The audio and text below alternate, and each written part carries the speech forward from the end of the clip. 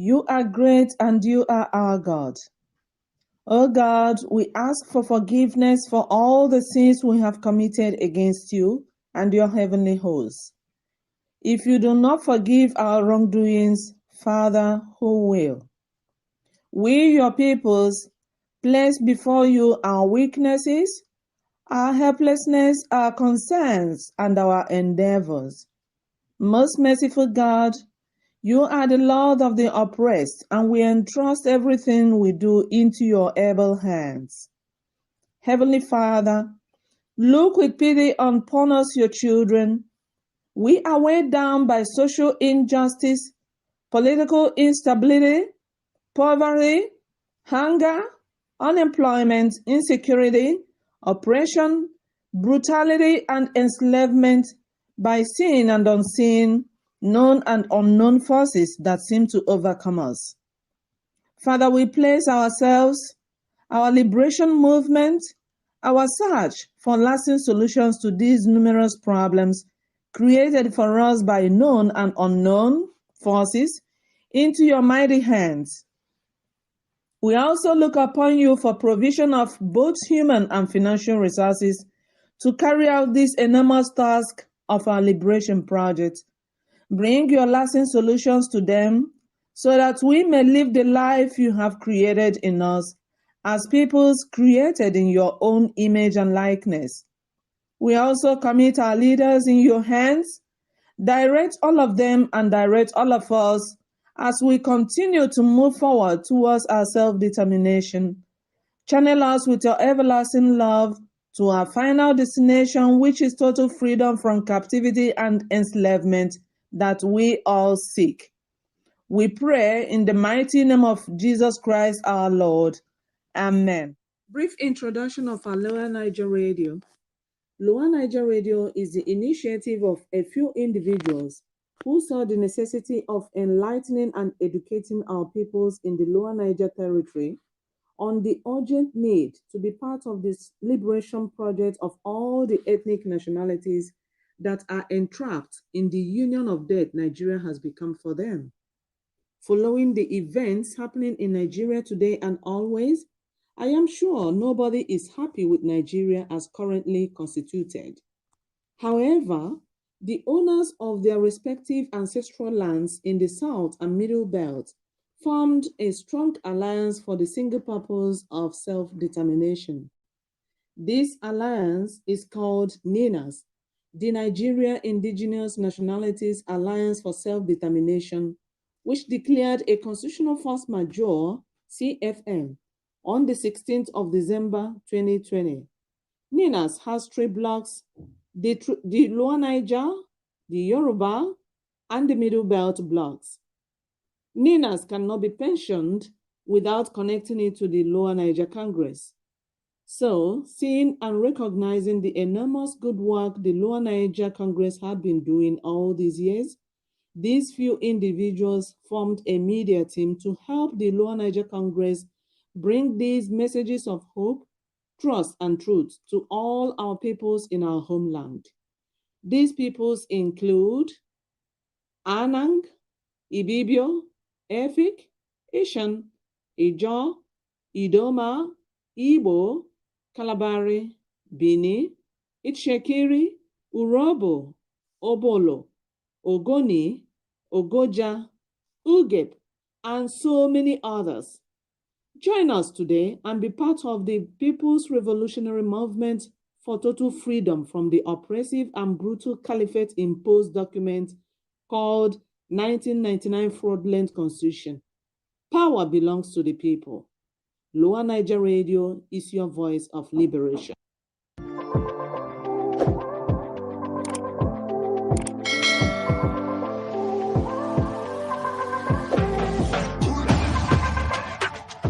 Told you to die.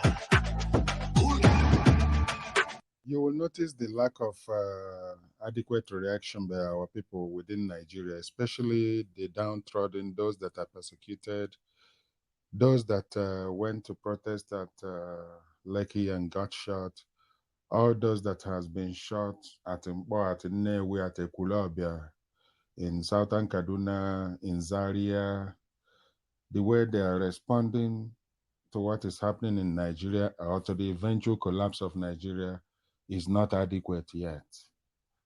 What do I mean by this? I mean, they need to take on the churches, especially the churches. Number one target should be the churches across southern Nigeria and Middle Belt. Members should begin to ask their church leaders, their pastors, their evangelists and prophets what they are doing. Once again, Nigerians in the United States are taking the lead. They're taking the lead again because our people are dozing at home. Oyedepo is moving about freely. Adeboye is moving about with his convoy, no harassment in church. Nobody stops him to ask him, what are you doing?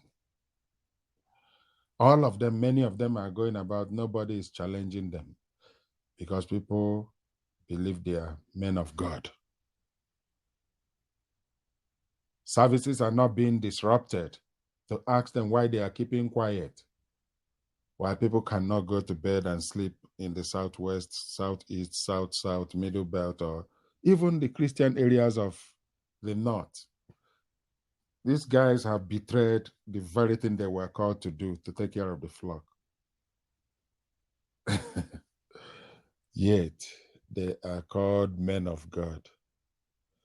How could they be true men of God when they are actually watching their flocks being taken by the wolves, by imported murderers, terrorists, by the same government they are hanging out with? When W.F. Kumuyi goes to Buhari, he will be grinning ear to ear, so happy, so excited. Jesus Christ. Protesters disrupt RCCG church services in the US over the silence of the RCCG church authorities on the killings by Fulani militia in Nigeria.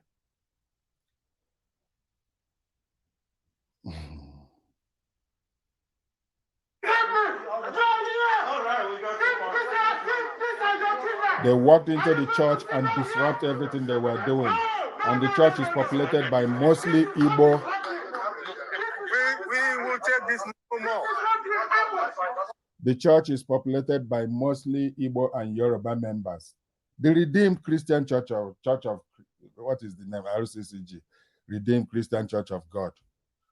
They are politicians. They are playing politics. These are, in fact, Adeboye by his preachings is a very divisive character to begin with.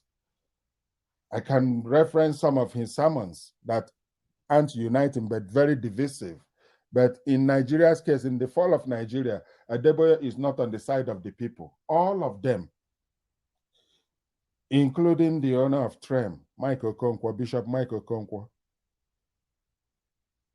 It is only, what's the other one? Suleiman. Johnson Suleiman died a few years ago, and they hunted him so bad, they wanted to kill him because he spoke against the Fulani. He told his members to take a stand. This is the time to tell your members to take a stand if you are not a hypocrite. We will take this no more.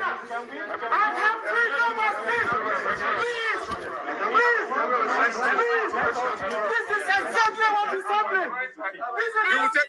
Many of us here are Igbos and Yoruba. This is what is happening to our people. We don't care. Send it back to your principal. They are being shown pictures of people that are getting killed in Nigeria, and yet they are staying silent.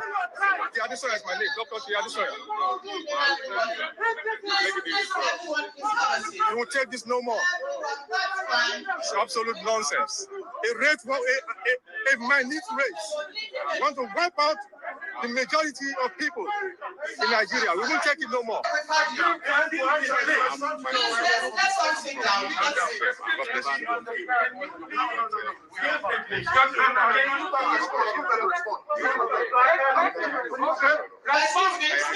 And people are here feeling cool. They are killing our people at home. People are feeling cool. Let everybody, let him answer. Excuse me, sir. Let everybody sit down. We're a civilized society. We can't scream our way to this, out of this. You know that, right? We will start with screaming too. We will scream.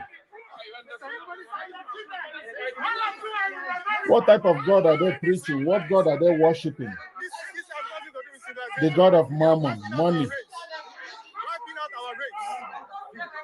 Everybody, please. Nonsense. Absolute nonsense. We won't take this no more. Please, can you sit down? Send it back to the Fulani government. Please, everybody sit down. Excuse me, please. Please, everybody sit down. We are not fools. This is a We understand you. We won't take this no more. Allow this people. What type of church are you? We won't take this nonsense no more. Which type of church are you? And this may spread all over the world. Many of us are Yorubas. All these churches will be targeted all around the world. They should get ready. We won't take it no more. Look at children. You have been heard.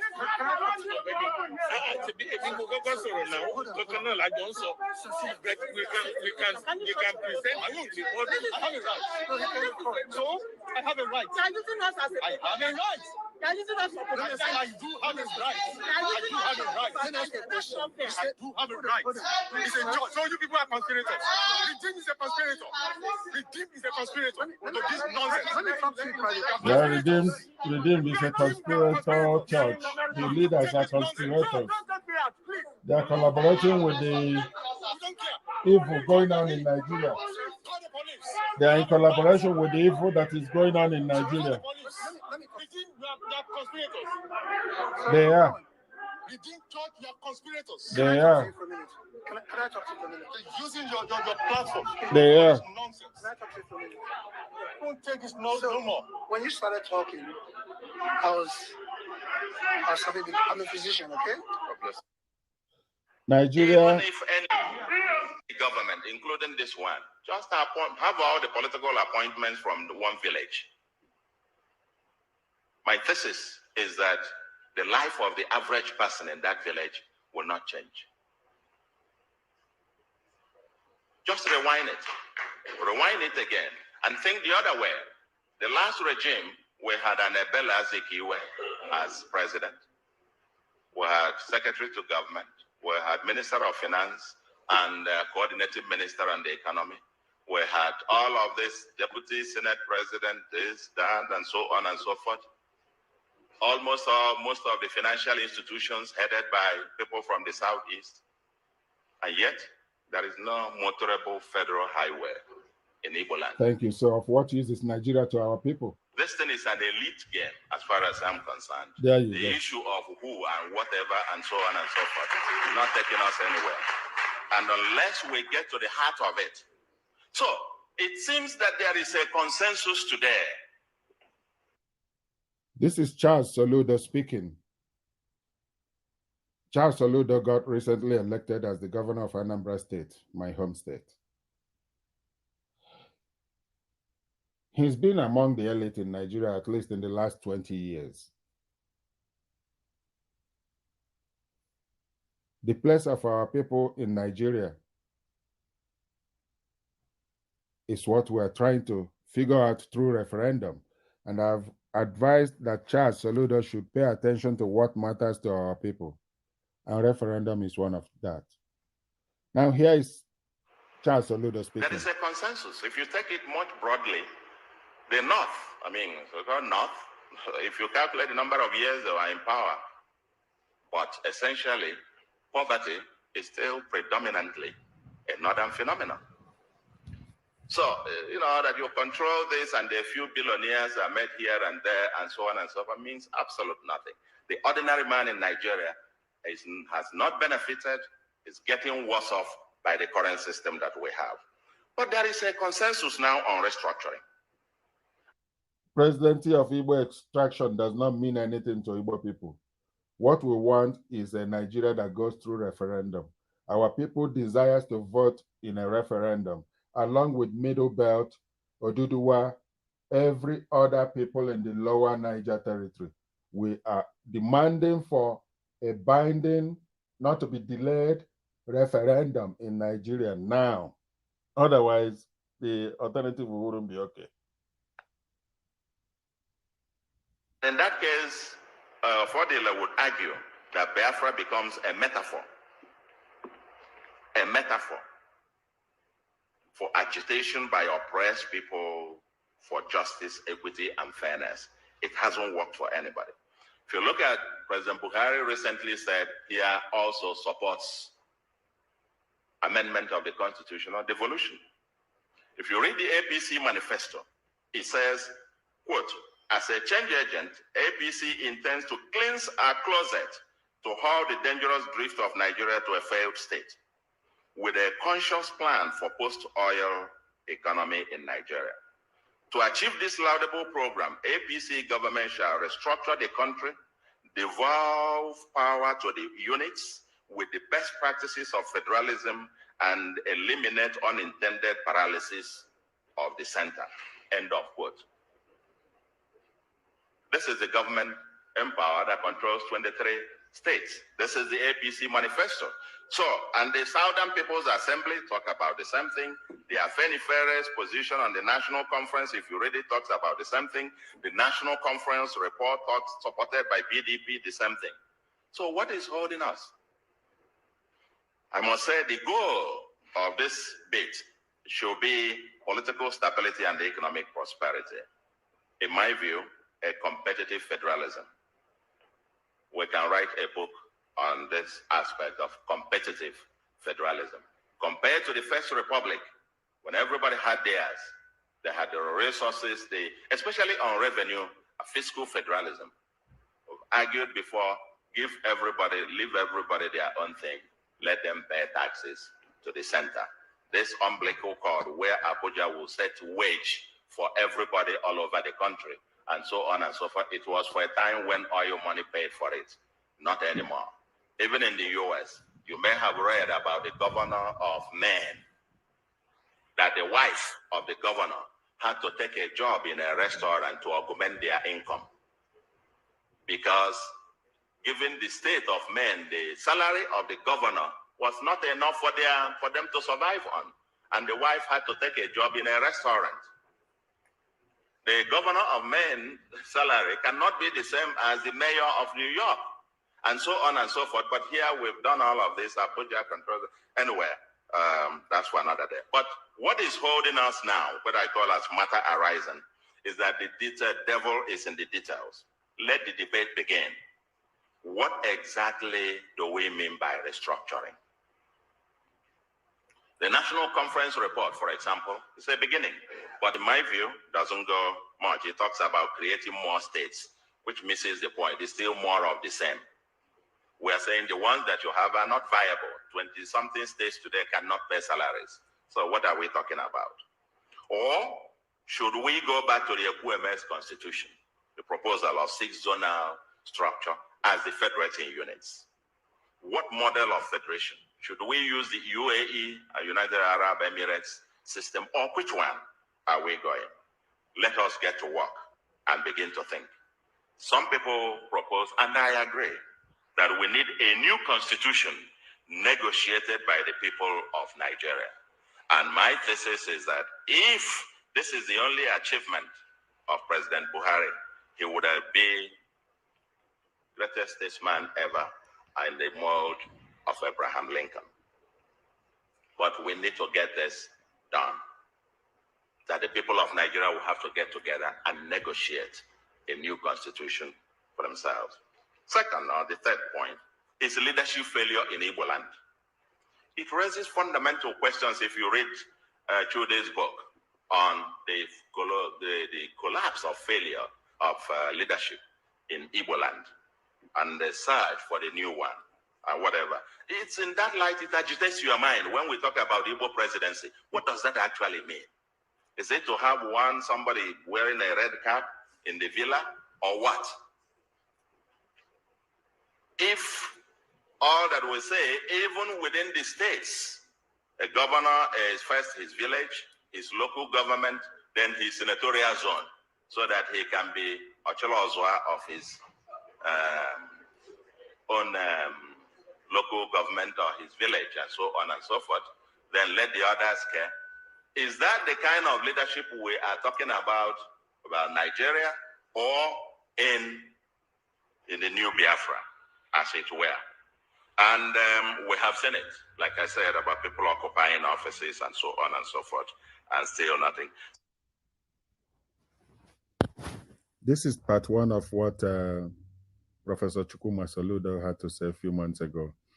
And the concluding part will be in the part two.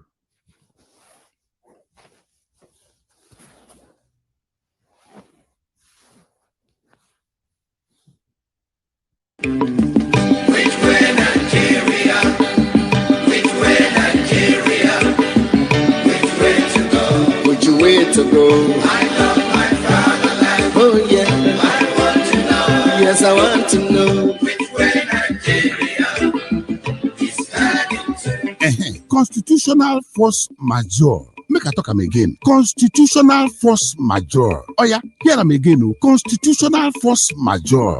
That's not the new reigning motto where they don't come out for the Nigeria Indigenous Nationalities Alliance for Self-Determination. NINAS. Constitutional force majeure. Now waiting we go take forward march to freedom all the ethnic nationality them where they don't throw away inside cage for this dungeon where they call Nigeria. If you never know us before, now we be the people of Middle Belt and South. We don't join hands together to formulate the Nigeria Indigenous Nationalities Alliance for Self-Determination. NINAS. Listen to this one. On 16 December 2020, now we don't declare a constitutional force majeure on the fraudulent Nigeria Lai 1999 constitution. Now the Yeye Fulani ethnic minority carry this sufferness throw away for the head of the people who get the land in the first place since 1999. Chai! As they don't condemn that 1999 Wayo constitution, NINAS don't direct the Nigeria government to gather a national roundtable meeting. Make we for talk the kind style where we go take sit down for inside our region on top country where we dey sleep for only one eye.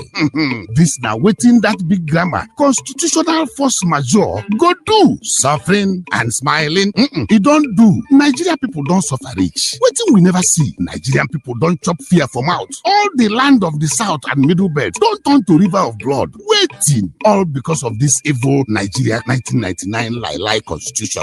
Hey, I beg, true to God, they don't push us reach the wall. Nowhere to go again. Enough is enough. So therefore, everybody, make una come. Make we join hand now with NINAS. Make we for support the constitutional force majeure to free ourselves from the Fulani British captivity so that we go forward march into a free nation where your security and development is guaranteed. I love my fatherland. Oh yeah, I want to know. Yes, I want to know which way Nigeria is heading to. Now the Voice of Liberty International bring on this story. And still nothing. So the question is, the same contradictions in Nigeria are also there within Igbo land. We cry of marginalization at the larger Nigeria, but there is also cries of marginalization within. True that. There is the identity question within. There is the citizenship and indigenship question within. How many other Igbos live in Aba and in Abia, for example? But I don't know, 2 years or 3 years ago, that was the indigenship thing, that all non-Abia citizens were sacked from but these people had lived there, worked there, paid their taxes there. They were counted as part of Abia in the census. You collect revenue, more revenue because of them. But then, no, you can't work in there. You are not an indigent. So while we are pointing one finger there, ladies and gentlemen, look closely. The other three are saying, let's get it here. And so how can this new leadership emerge? And then of course the entry fee is very high. The fourth, the new Biafranism, and that is my last point. Let me say that Nigeria has wittingly or unwittingly dragged the Biafran issue from the periphery into the mainstream discussion. True. Nnamdi Kanu, in my view, threw a bait and Nigeria took it. Today, he is the most popular political prisoner and will end up either as a hero or a martyr. But to his credit, he has forced Nigeria and the world to discuss Biafra. I believe that keeping him there does not do Nigeria any good. I believe this young man should be released and released like yesterday.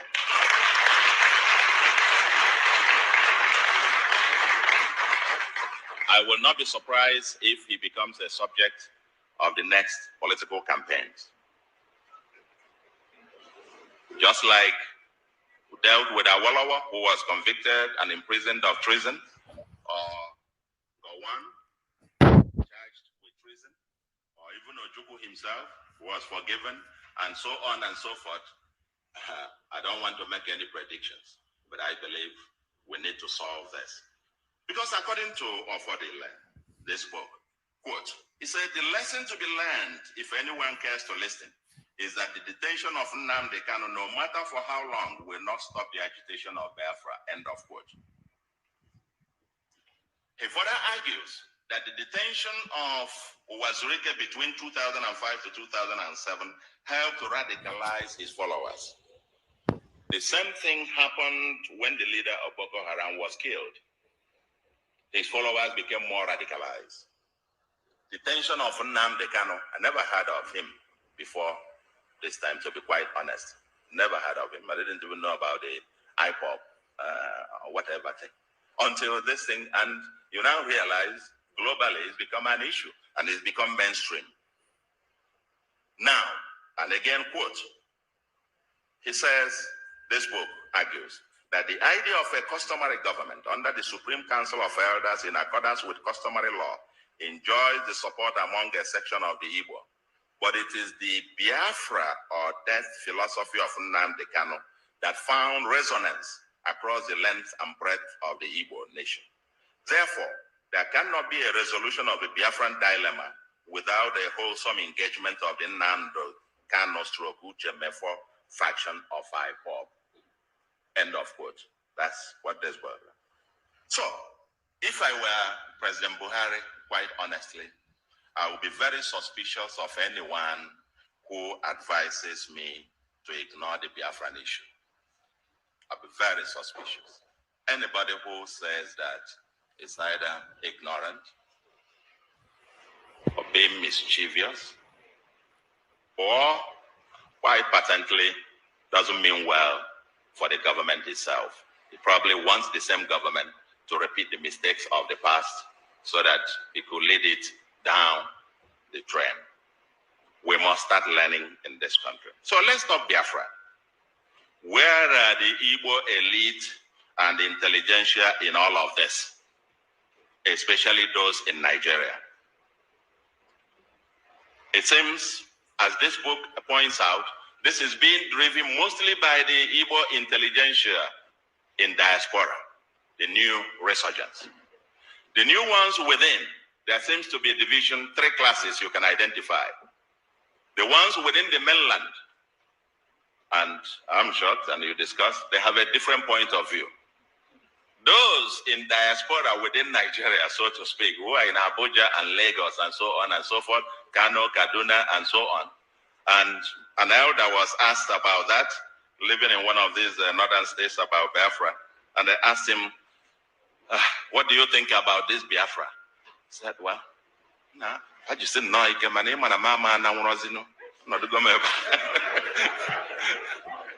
other words, they should keep it up, but you know I can no longer go now. You see all the things I have here, I cannot carry them on my head.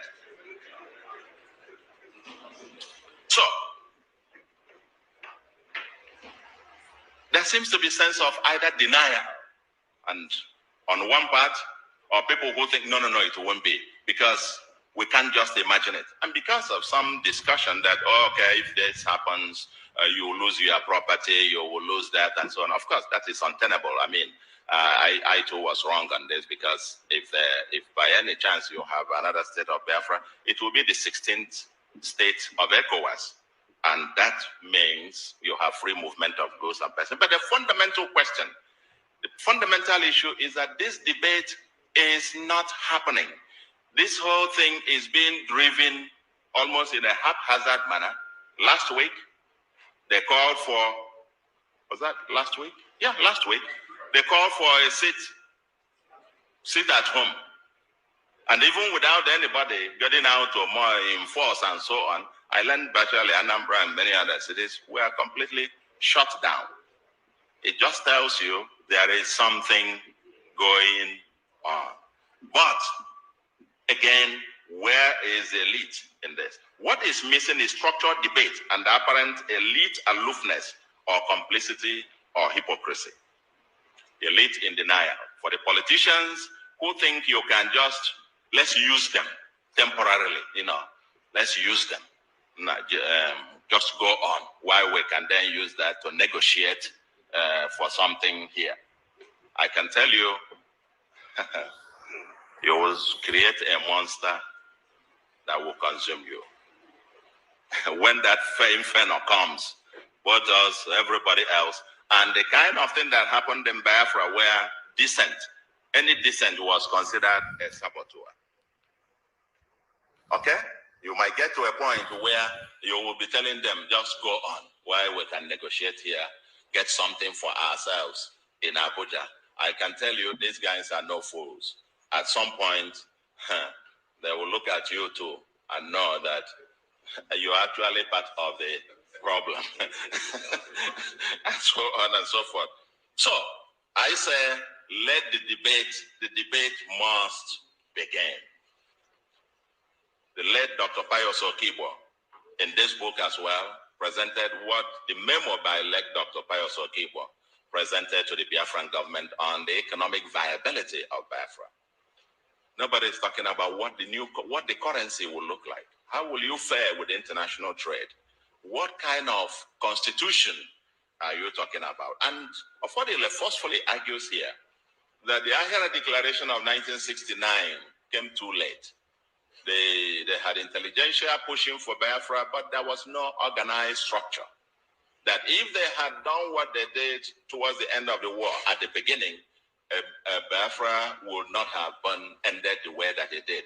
But what is shocking is people talk about this in their bedrooms and in their parlors, and then you come out and everybody is just, and so on. I'm sure it will not take long. So what I'm calling is that we must, the elite, the intelligentsia, get out of the closet and let us, now that the issue, the president in New York made a point. He said there will be no referendum in Biafra. Now, and I said, my reaction to it was, oh my God. So this matter has actually gotten to the point where we are now.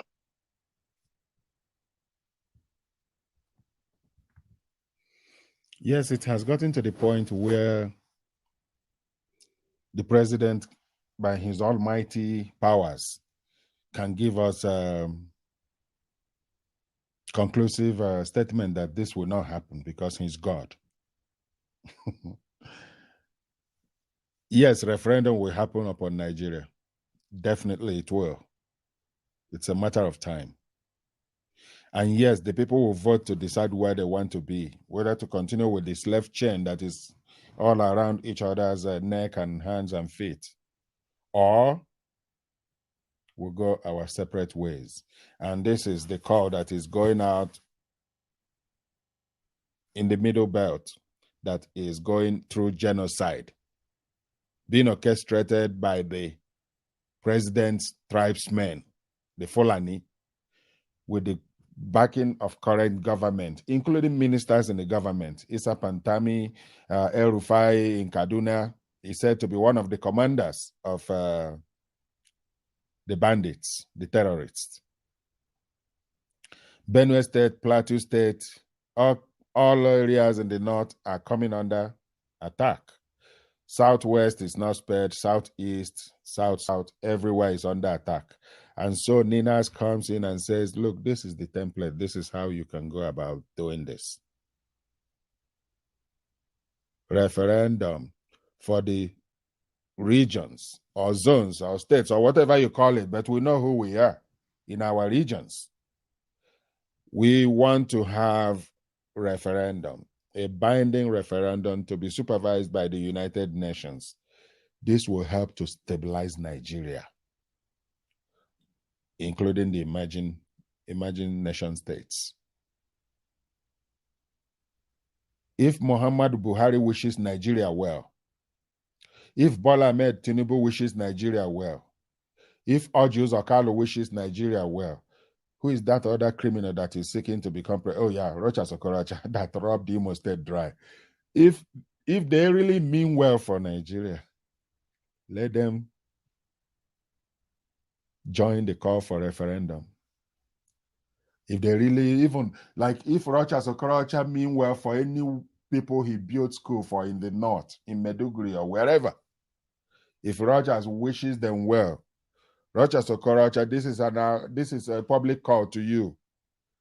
Join the call for referendum so that we can restore hope and dignity to our people. And if you don't want for our people, at least for those people you are helping in the north, in the far north, help them to begin to heal by having whatever they choose to have.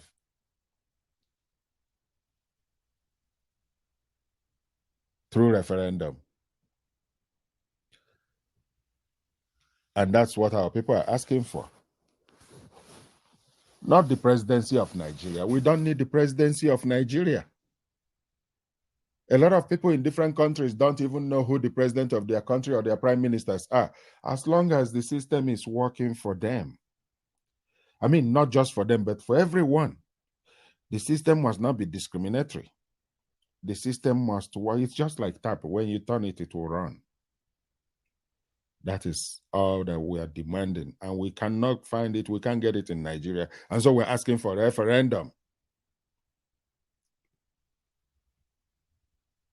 The name of our territory will be decided by our people. And that's the message of NINAS, so that we can serve greater number of our people. Let's go through referendum. It's not complicated. God forbid that Nigeria should continue the way it is. Nigeria government isn't only in bed with the terrorists, but they are enabling them, protecting them, and the president doesn't speak against them because they are his tribesmen and members of Islamic movement that wants to overpower Nigerians and institute Islamic State across Nigeria, not just in the Arewa part of Nigeria. It's unfortunate. Just yesterday, Tuesday, over 30 passengers in a bus got burnt in Sokoto. And these are most likely southern travelers in that state that got burnt. You will never hear the president speak against them.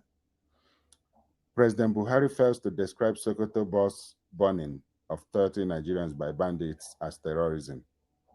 This is being reported by AtlanticPosting.com on December 8th. Nigeria President Muhammad Buhari has continued to make light of the significance of the mass murderous campaign of some killer tribesmen, his tribesmen, the Fulani herdsmen terrorists, who had been categorized in the Global Terrorism Index as the fourth deadliest terrorist group in the world, by failing to describe the Tuesday mass murder by bandits in Sokoto of 30 Nigerian travelers who were burnt down in a bus. President Buhari said, while expressing sadness on Wednesday, a day after, over the gruesome attack on innocent travelers on Wednesday, I am very distressed at the manner of death visited on these hapless citizens who were undertaking a legitimate journey to another part of the country. It shows that the evil this administration is confronting is one that requires the support and involvement of all Nigerians. No, your government is the one enabling the terrorists. You gave them over $300 million just a few years ago. The military and police does not confront them because they are the president's people. They are doing the work of Allah to kill Muslims, especially to kill Southern Christians. I extend deep condolences to the families of the victims as I assure that the security agencies will continue to give their all, yes, to bring to an end the oppression of these despicable people.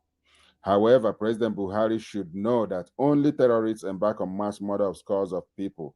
Bandits go pillaging and robbing. According to a report by Reuters, at least 30 passengers on a bus in Nigeria's Sokoto State were burned to death when gunmen touched it on Tuesday. Police and residents said, in yet another reminder of growing insecurity in Africa's most populous country. Gunmen, known locally as bandits, have in the past year carried out violent attacks targeting villagers and commuters traveling on highways and kidnapped hundreds of school children for ransom in the north of the country. I must add here also that Benue State, Plateau State, these states in the Middle Belt has been experiencing mass murders, mass killings by the same government, that the same terrorist Fulani group that has even threatened the state governor, the governor of Benue State, Governor Autumn. His life has been threatened by the Fulani. And yet, the maximum ruler in Abuja doesn't see the need for state police. He doesn't see the need for referendum. This is what we're talking about. Referendum is unavoidable in Nigeria to address all these killings, all these extrajudicial killings and state collusion in the act of terrorism against the indigenous nationalities. Sanusi Abubakar, spokesman for the Northwestern Sokoto State Police, said the bus was carrying 24 passengers when it was set alight by armed men and that 7 people had escaped with injuries and taken to hospital. The 2 residents who reached the scene and helped retrieve bodies told Reuters that the bus was overloaded and the bodies were burnt beyond recognition. Nigeria always distorts the facts. Every time, from the top to bottom, the president goes to the UN floor, and right on the floor of the United Nations, he is lying, telling the rest of the world lies, talking about famine as against terrorist activities that his government is supporting. He will be talking about desertification, how people are leaving Libya to go other places, without talking about the fact that he opened the borders of Nigeria to let in terrorists to oppress the people. They counted body parts of at least 30 people, including women and children. The residents said the villagers were ambushed on a road linking the Sabon Bini local government area and the village of Gidambawa in Sokoto State. Bandits move around on motorbikes and are known to hide in forests, where they often keep kidnapped victims while awaiting ransom payment. Now, this is the Nigeria that we are seeking to reset by way of referendum. And this is the message of NINAS. Referendum. The people need to get involved in what is going on to themselves, to their lives, through referendum vote. It's a democratic process. The Nigerian government is skirting around it. The president said that those who are talking about referendum haven't described what they mean. Well, Mr. President, it is a vote. People will vote yes or no. In the simplest way of explaining it to you. Hopefully you will get it one of these days, and soon too.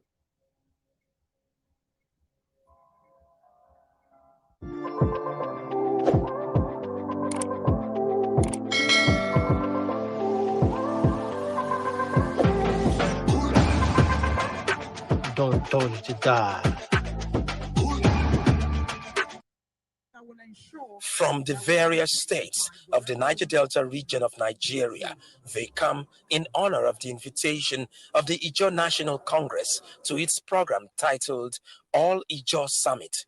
The point of fact is that expectedly, issues concerning the aspirations of the Ijaw nation dominate discussions on the theme, the Nigerian state and the Ijaw question. What we have in our country today is a unitary system of governance and dressed in the borrowed robes of federalism. Not surprisingly, states and ethnic nationalities are increasingly clamoring for self-determination, or even in outright cases, secession. The an ideal situation will be the devolution of powers from the center to the states. While it is my cherished hope that Nigeria will find reasons to coexist peacefully, equitably, and justly, we cannot believe that all is well. Gatherings such as this should actually prepare us for the eventuality. A country called Nigeria. The sub-themes are redefining the Nigerian state and the Ijaw people, the imperative of Ijaw quest for self-determination yesterday, today, and tomorrow, and reforms in Ijaw national polity, the need for self-introspection. The program ends with a communique. The Ijaw nation and Ijaw people will no longer depend on the Nigerian state solely for the protection of their environment. To this end, an autochthonous Ijaw environmental protection strategy is evolved so as to leave behind a sustainable land for future generations. The Ijaw nation takes a stand for self-determination. We have resolved from this summit to employ and engage all peaceful, diplomatic, and non-violent means and pursuits to actualize our right to self-determination as a distinct people of common historical, linguistic, and cultural affinity and geographical contiguity. The Ijaw people shall stop at nothing to drive, to pursue this target of self-determination until it is achieved. A common denominator among participants is the leaking wellhead of ITAO's OML 29, the pollution in Nembe, and the cry of the people. Hello, my brothers and sisters. It's showtime. Well, today from Ibom People's Radio, the topic is UK MPs to debate sanctions against Nigeria. Today, Wednesday, December 11th, 2021. As a matter of fact, this is going to happen at 4:30 p.m. UK time.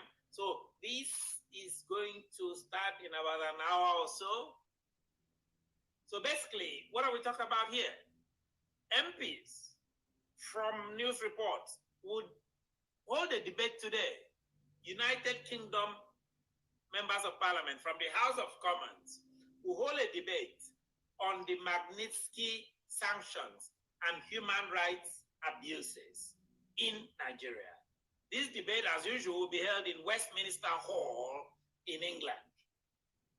The debate will be led, reportedly from the reports, by Chris Bryant, Member of Parliament. Chris Bryant, Member of Parliament, will lead this debate on sanctions, on how to sanction greedy, inept, and murderous Nigerian officials. So we have a couple of questions to address here. Number one, what is the Magnitsky Act? A lot of people don't know what this is. I'll give a quick background. The second question we're answering, how does it apply to Nigerian officials and UK laws? The third question is, how does it affect Akwa Ibom? We are here to advocate for Akwa Ibom people, for 7 million Akwa Ibom people, for self-determination, for economic independence and political independence. That's what we are here to advocate for. So we take these Nigerian issues and see, does it affect Akwa Ibom? Should Akwa Ibom care about the Magnitsky Act? Should it care that the House of Parliament in London, where a lot of decisions are made on even the very Nigeria, should it matter? Should it matter in London? This is where the president goes to get his health care, get violates everything. Nigeria politically depend on their former colonialists in the United Kingdom. Does it matter? The question is yes. I will go on to respond to the 3 questions I posed today. Number 1, what is the Magnitsky Act? Well, this is really a bill that was passed in the US in 2016. It authorizes the US government to sanction other countries where they believe the officials of those countries, not the nation itself, but the officials of those countries are human rights offenders. It allows the government, the US government, and in this case, the UK government, to freeze their assets and ban them from entering the US, in this case, the UK. Because the UK is actually adopting the Magnitsky Act of the US own. So, if you are from a country which the US does business with, and you have human rights abuses, such as what Buhari and his Fulani-led government is doing, so it allows that government, in this case, it will allow the UK, this debate today will allow the United Kingdom to freeze the assets, as you can imagine, all those fancy houses in London and UK, by Nigerian officials who've stolen money. Everybody's aware of this. Essentially, grab the whole of Nigerian oil resources money and packed in the UK. It allows the government to freeze this. If the government can prove, if like what Chris Brown is doing today, if it can ascertain that that government has human rights offenders, which we do. We have political prisoners today, a lot of political prisoners that Buhari put you in prison. If you say a single thing against the insecurity in Nigeria, against ISWAP, people who Buhari calls his Fulani brothers from Mali, from Niger Republic, coming into the country, if you say anything, you are thrown into Buhari's gulag. You are thrown into his gulag. So those ones, human rights abuses, to freeze the assets. Freeze the assets in England in this particular case and ban them from entering the UK. I could give them a list. I could help them here. Starting from the Chief of Staff himself, Professor Suludo, to ministers like Lai Mohammed, which people refer to as Liar Mohammed, because he lies a lot about government policy. In fact, even lied recently about the killing of young people in the NSAS debacle, where young people were murdered at the gates of Lekki Toll. So that's what it allows them to do. So that kind of answers my second question. How does it apply? It applies to Nigerian government officials. It applies to the ministers who have enabled the killing, has enabled the stealing, who own property in England. We have the list of all of them. We are going to submit this to the United Kingdom. We have the list. Nigerian officials should not be allowed. People like Malami, the Attorney General. People like Issa Pantami, who is a terrorist who trained in Sudan, a self-confessed terrorist who trained in Sudan, is running the communications ministry in Nigeria. Basically, is in fact in power to decide who comes into Nigeria and who doesn't. And he has allowed, according to him, not me, his brothers, Fulanis, to flow into the country, causing the serious insecurity in Nigeria today. So how does it affect Akwa Ibom? Simple. Akwa Ibom resources are used to fund this. Yes. So if you go to Hyde Park in London and see those houses, 30% of the value of those houses belong to Akwa Ibom. Why? Because Akwa Ibom finances the Nigerian economy by 30%. This is accurate. This is simple. I don't mind pushback on this. I welcome it. Feel free to write about this. And I'm very, very ready to respond. So we are waiting the results of this. But we have sent input. I know I've sent input to the House of Commons myself on behalf of our organization. Quick input. But we have details. We have let them know that we are ready to supply them details, to give the names of every Nigerian officials who have abused human rights, specifically the Inspector General of Police and all that, and those of them who have stolen money and are parking them in England itself. That is the whole idea of the Magnitsky Act. It has been adopted by a lot of countries now. So if you do what people like Buhari is doing in Nigeria today, you can be stopped. You wonder, why is it a big deal? They are afraid. These people, all their children are in England and the US. All their money is packed over there. They don't love the Nigeria they claim to love. They are all scared and they will run. When the country is about to break up, watch, all these men and women will run away. They don't have anything in Nigeria, so what do they care? So, which is why people like us are calling for self-determination. They're calling for self-emancipation, not restructuring. Self-determination, which means we decide where we want to be. Akwa Ibom is not part of this. Akwa Ibom is not part of the destruction of Nigeria. Akwa Ibom, very, very rarely will any Akwa Ibom people be affected in this, what is being debated now. We have a list of those who will be affected. I gave you some names already. I could give more. Thank you very much. This is all. This is our only message today. Magnitsky Act being debated in the United Kingdom House of Commons. Nigeria will be affected. Nigerian officials like Laya Mohammed, Nigerian officials like Issa Pantami, Nigerian officials like Sule Gambari, the chief of staff, Nigerian officials have to be made. Seize those assets, return them to Akwa Ibom State where they belong. Return them to Akwa Ibom people. Let them decide what they want to do with it. Let them decide whether they want to be part of this country. To be part of this country, which every single day you hear one terrible issue or the other affecting a country in which people are insecure, the education is done, all the doctors are fled.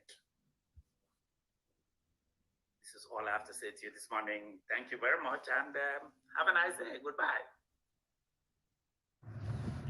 Here is a more comprehensive report of Ija's begins self-determination campaign at summit. This is the full communique issued after the meeting yesterday. Communique of the All Ijaw Summit held on Saturday, 4th December 2021 at the Ijaw House, Sani Abacha Road, Yenegua, Bayelsa State.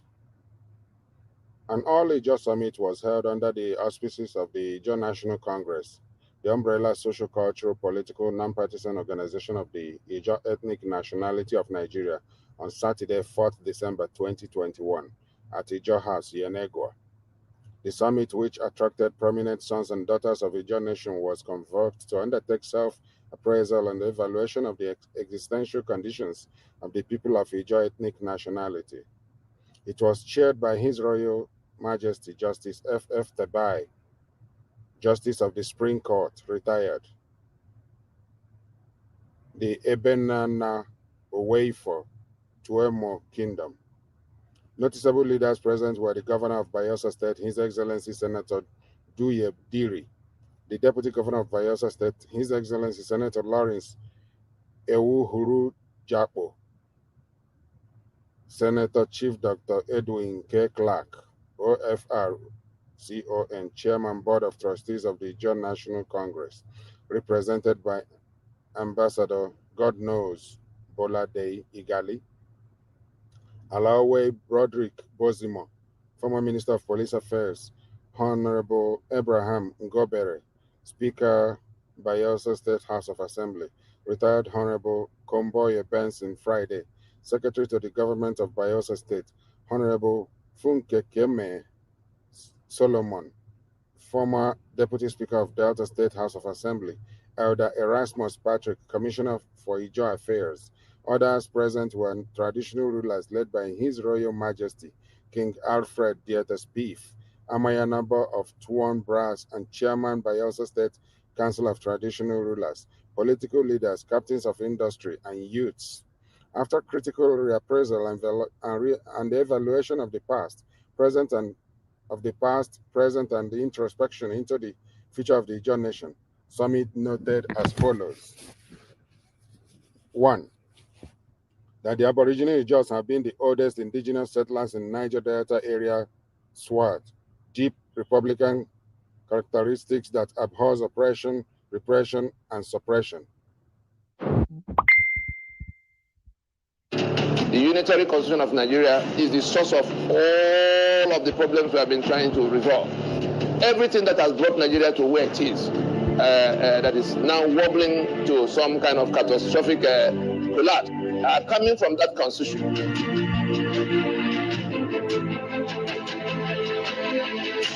All the contents of the treasury, the principle for managing the resources, so that's the custodians of the treasury, the custodians of power in Nigeria are not to be accountable to the populace for the contents of the treasury. Anybody talking about the rule of law in Nigeria under this constitution is just wasting his time. All atrocities committed in the name of government were put beyond the reach of the court to probe into. These same principles have matured into express provisions that became the quota system. They call it federal character.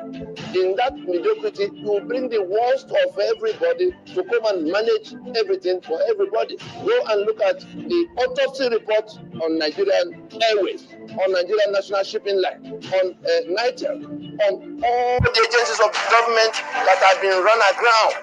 It was simply mediocrity.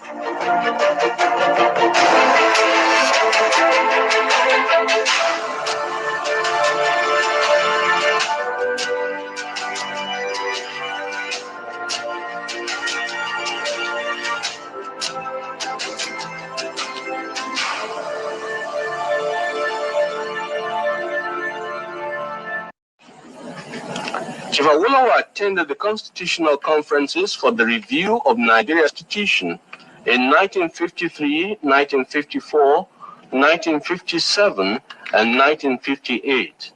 The welfare of millions of people for generations to come may be affected by the wisdom which we here display. If Nigerian leaders and our British partners are to prove themselves worthy of their trust, now is the time for us solemnly and truly to dedicate ourselves to seeking the greatest good of the greatest number of our people in Nigeria. It is to this end that my colleagues and I pledge ourselves. The first main task of our conference is to resolve those problems which defied solutions in 1957 and to evolve for Nigeria a constitution of which both the British and the Nigerian peoples can be proud. The second is to get Her Majesty's government to agree to April 2nd, 1960 as the target date for Nigeria's independence. Independence for Nigeria in 1960 is imperative. But independence for Nigeria as a corporate entity is not enough. The peoples of Nigeria must at the same time be guaranteed their freedom.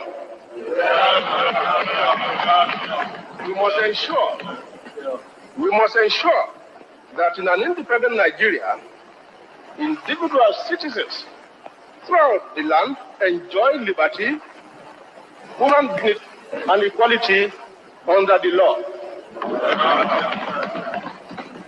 There must be one Nigeria with one constitution and one law for all. Let us therefore, Mr. Chairman, sir, close our ears to the counsel of despair, which says that we cannot here at this conference agree on a constitution. If there's any doubt among us as to what should be written into the constitution, let us, as Democrats that we profess ourselves to be, refer such problems as the goal has. Unfortunately, the Nigeria that Awolowo and Zik were working on died even within a week by the thoughts and actions of Ahmadu Bello, who considered the country less than 10 days after independence to be the estate of his grandfather, Ottoman Danfodio. And that Nigeria continued to die and is even fully dead as at November 2021. Nigeria is a dead country by the actions of those at the corridors of power, by the criminal constitution that rendered citizens slaves in our ancestral lands. And so that Nigeria that Awolowo was talking about, late Chief Obafemi Awolowo was talking about, turned out to be a mirage. It was never meant to be. It was a mistake that is now begging to be corrected. In the year 2021, the call is much more louder now than it was even before 1957, 1960. Regional referendum is unavoidable now, and NINAS is right on the mark.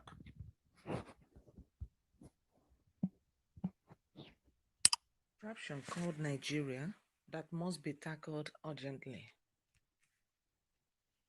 Everyone knows that Nigeria, as experimentally constituted in 1914 by the British colonial masters, has evolved into a full basket of problems, wars, miseries, and controversies for the indigenous peoples, who are mesmerized, confused, brutalized, and outrightly denied human rights on a daily basis.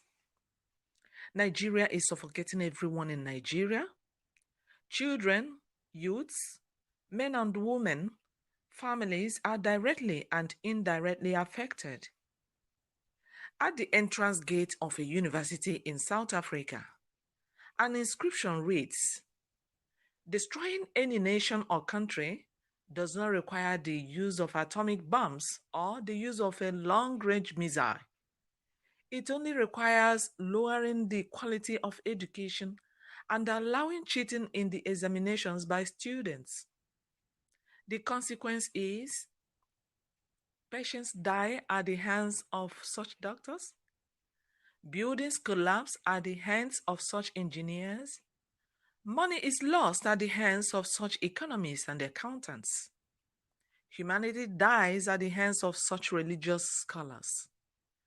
Justice is lost at the hands of such judges. So, the collapse of education is the complete collapse of a nation or a country. Nigeria, as a divergent ethnic nationalities forced to be in one political union, the center no longer have the capacity to hold together democratically, such as plastic union. So, because of this simple but complex reason, nation building is quite impossible in Nigeria.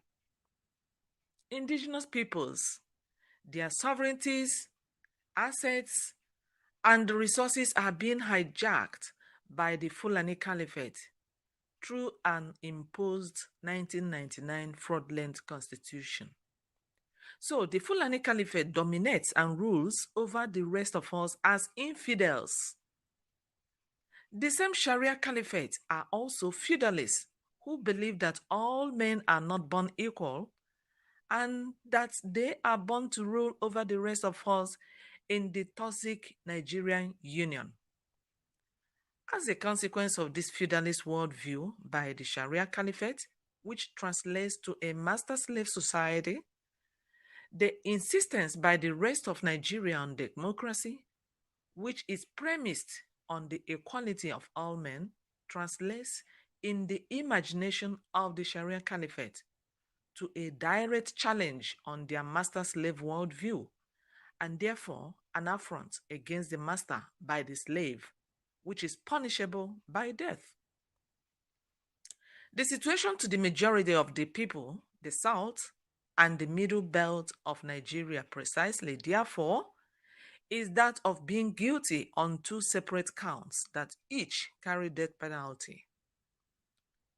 A lot is very wrong with the current fraudulent constitution that does not allow for referendum for self-determination, Consequent on this fraud are lot of hunger, hardship, anger, unemployment, frustrations, killings, corruption, injustice, nepotism, subjugation, marginalization, insecurity, political rape, election manipulation, ethno-religious killings, economic conspiracy and strangulation, and so many other human casualties.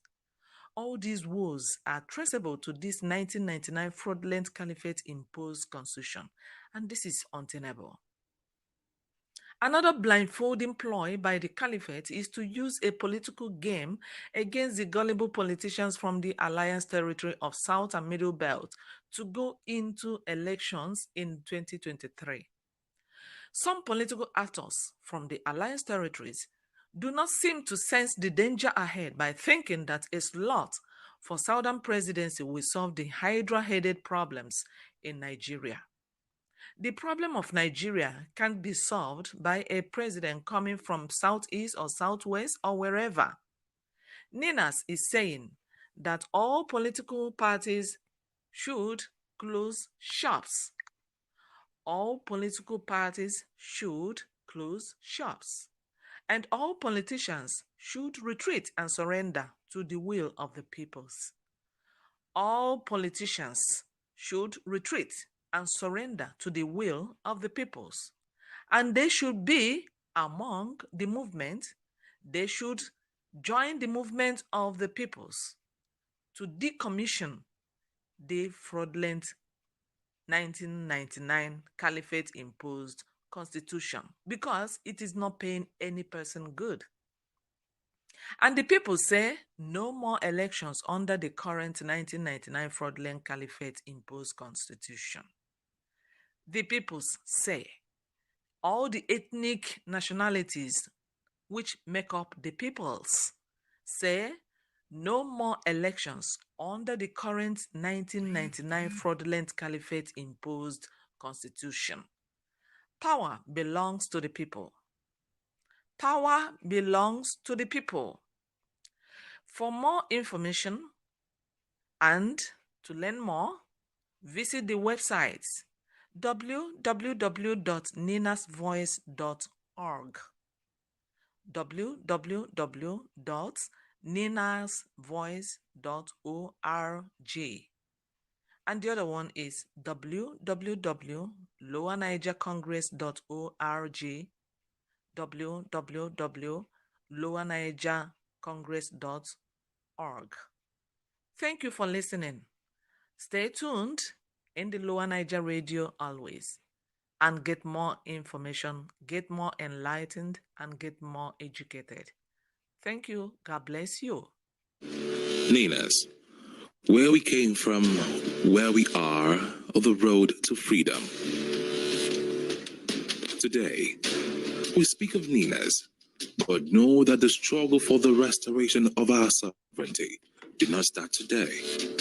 As a matter of fact, the struggle started almost as soon as the sovereignty of the ethnic nationalities was stolen by the imposition of the 1999 Constitution, which maintained a unitary government.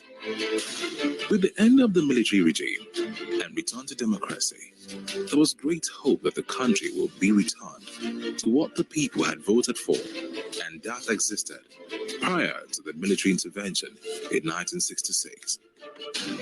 The hope of the country was dashed when, instead of a return to a federal governance structure with multiple self-governing and autonomous government with their own constitutions, the government was kept centralized in a federal government that kept all the power, the asset, and resources of the ethnic nationalities. Making things worse, this so-called constitution was not put to a referendum, and so was not made by the people. Deprive the citizens of their right to benefit contained in Chapter 2, made federal character unenforceable, gave the lion's share of the oil and other assets to the far north through a federal account sharing process that was exclusively weighted to favor the far north and make corruption official. Let me take you back over 2 decades of our journey. It all started when the military regime of General Abdul Salami Abubakar imposed a unitary 1999 constitution, which in turn was a wholesale rival of the 1979 constitution that was also known to be a victory charter for the Nigeria-Biafra War of 1967 to 1970. When it was made public a few weeks after inauguration of General Obasanjo as president, a better half of those in the legal profession gathered at several conferences and without much ado recognized the flaws, loopholes, and selfish intentions, then concluded that the constitution was not legitimate and would not lead Nigeria to any form of advancement. It was important that the mechanism or vehicle to set up a countrywide rejection of this forgery of a constitution was put in place. The journey commenced when, in 2004, the Pro-National Conference Organization, PRONACO, was established to revoke the damaged federal constitutional basis of Nigeria. PRONACO being the People's Sovereign National Conference of Ethnic Nationalities in Nigeria, convened in all ethnic nationalities, and quickly mandated its representation to go back to their people and to come up with ratified draft of how they would want to participate in the Union of Nigeria. The conference sat in plenaries across the cities of Lagos, Port Harcourt, Enugu, Jos, and Kano, then returned to Lagos for the final sitting, and in participation, conveners in the likes of Anthony Ehanuro, Wole Soyinka, Chukwu Emeka Odumego Ojukwu, and similar leaders across the territories. This resolution was an agreement derived from the Composite People's Constitution as presented and defended by ethnic nationalities representation in those sequential conferences. And it is important to know that there were observers from the international community, including the US and European Union observers. In August 2006, a delegate from Castina moved the motion for adoption of the draft People's Constitution that emerged from the 29-point resolution of the conference. In furtherance of the PRONACO consensus to restore the federal basis of the Nigerian Union, in 2007, the Movement for a New Nigeria was set up as an enforcement of the consensus at the time to exclude the 12 contiguous northern states that had introduced and embraced the Sharia legal system against the secular basis for Nigeria. The Allies had insisted that democracy and Sharia system could not coexist in the same political space, hence the need for a new vehicle, the Movement for New Nigeria. On the 23rd of May 2007, MMN, through its legal counsel, filed a suit at the Federal High Court Abuja to challenge the legitimacy of the imposed 1999 Constitution, seeking the termination of the entire Constitution. At the court hearings, which had the Attorney General of the Federation representing the federal government, legal representation of the National Assembly, and others, admitted the people case which they could not defend the challenge, but insisted that the plaintiff had no locus standi. In English, the plaintiff had no status at law to bring in the case to challenge the legitimacy of the 1999 Constitution. Having acknowledged that the restoration of the people's sovereignty did not need the participation or permission of government, the joint multi-regional vehicle instituted the MMN Lagos Declaration 30th of June 2011, by which the Allies partner blocks, the Lower Niger, South-South, and Southeast, the Yoruba land, and the Middle Belt publicly rejected the Caliphate-imposed 1999 Constitution, mandating regional self-determination actions which included referendum and international outrage. In furtherance to the mandate of the MMN Lagos Declaration, the people of the Lower Niger on the 27th of April 2015 held the Solemn Assembly in Port Harcourt City to wholly repudiate the 1999 Constitution. In that assembly, the 1,885 ethno-linguistic map of the Lower Niger was adopted as a geographical basis of federating. The assembly mandated the distillation of character of relationship as well as asset protection and guarantee scheme to protect the asset of the indigenous people in other blocks of Nigeria. On the mandate for international outrage of the MNN Lagos Declaration, and LNCT visited Capitol Hills, Washington, to make a case for the termination of the operation of Nigeria's 1999 Constitution at the special congressional event on Nigeria in May 2015. The team also made informal consultation for the same matter at the UN headquarters in New York in the same year.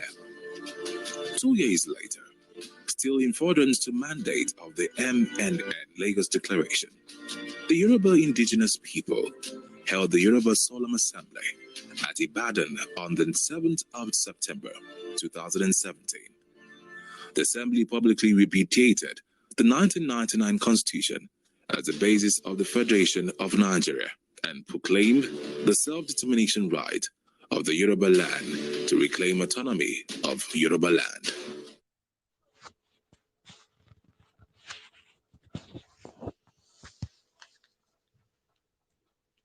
Did you know that Peter Afunanya is DSS spokesperson, Onyema Nwachukwu is Army spokesperson, and Frank Mba is police spokesperson?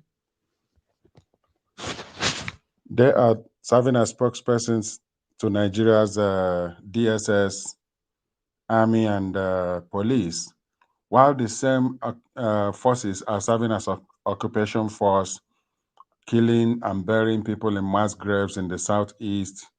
They are joining the Fulani in making sure that the population of the southeast is reduced, and that not just southeast, but in the south, southwest, and middle belt, they are continuing on genocide across Nigeria. These are the things that will see to Nigeria's end, and we want nothing other than a binding referendum that will take place across the Lower Niger Territory, Oduduwa land, and the middle belt to decide our future moving forward with Nigeria.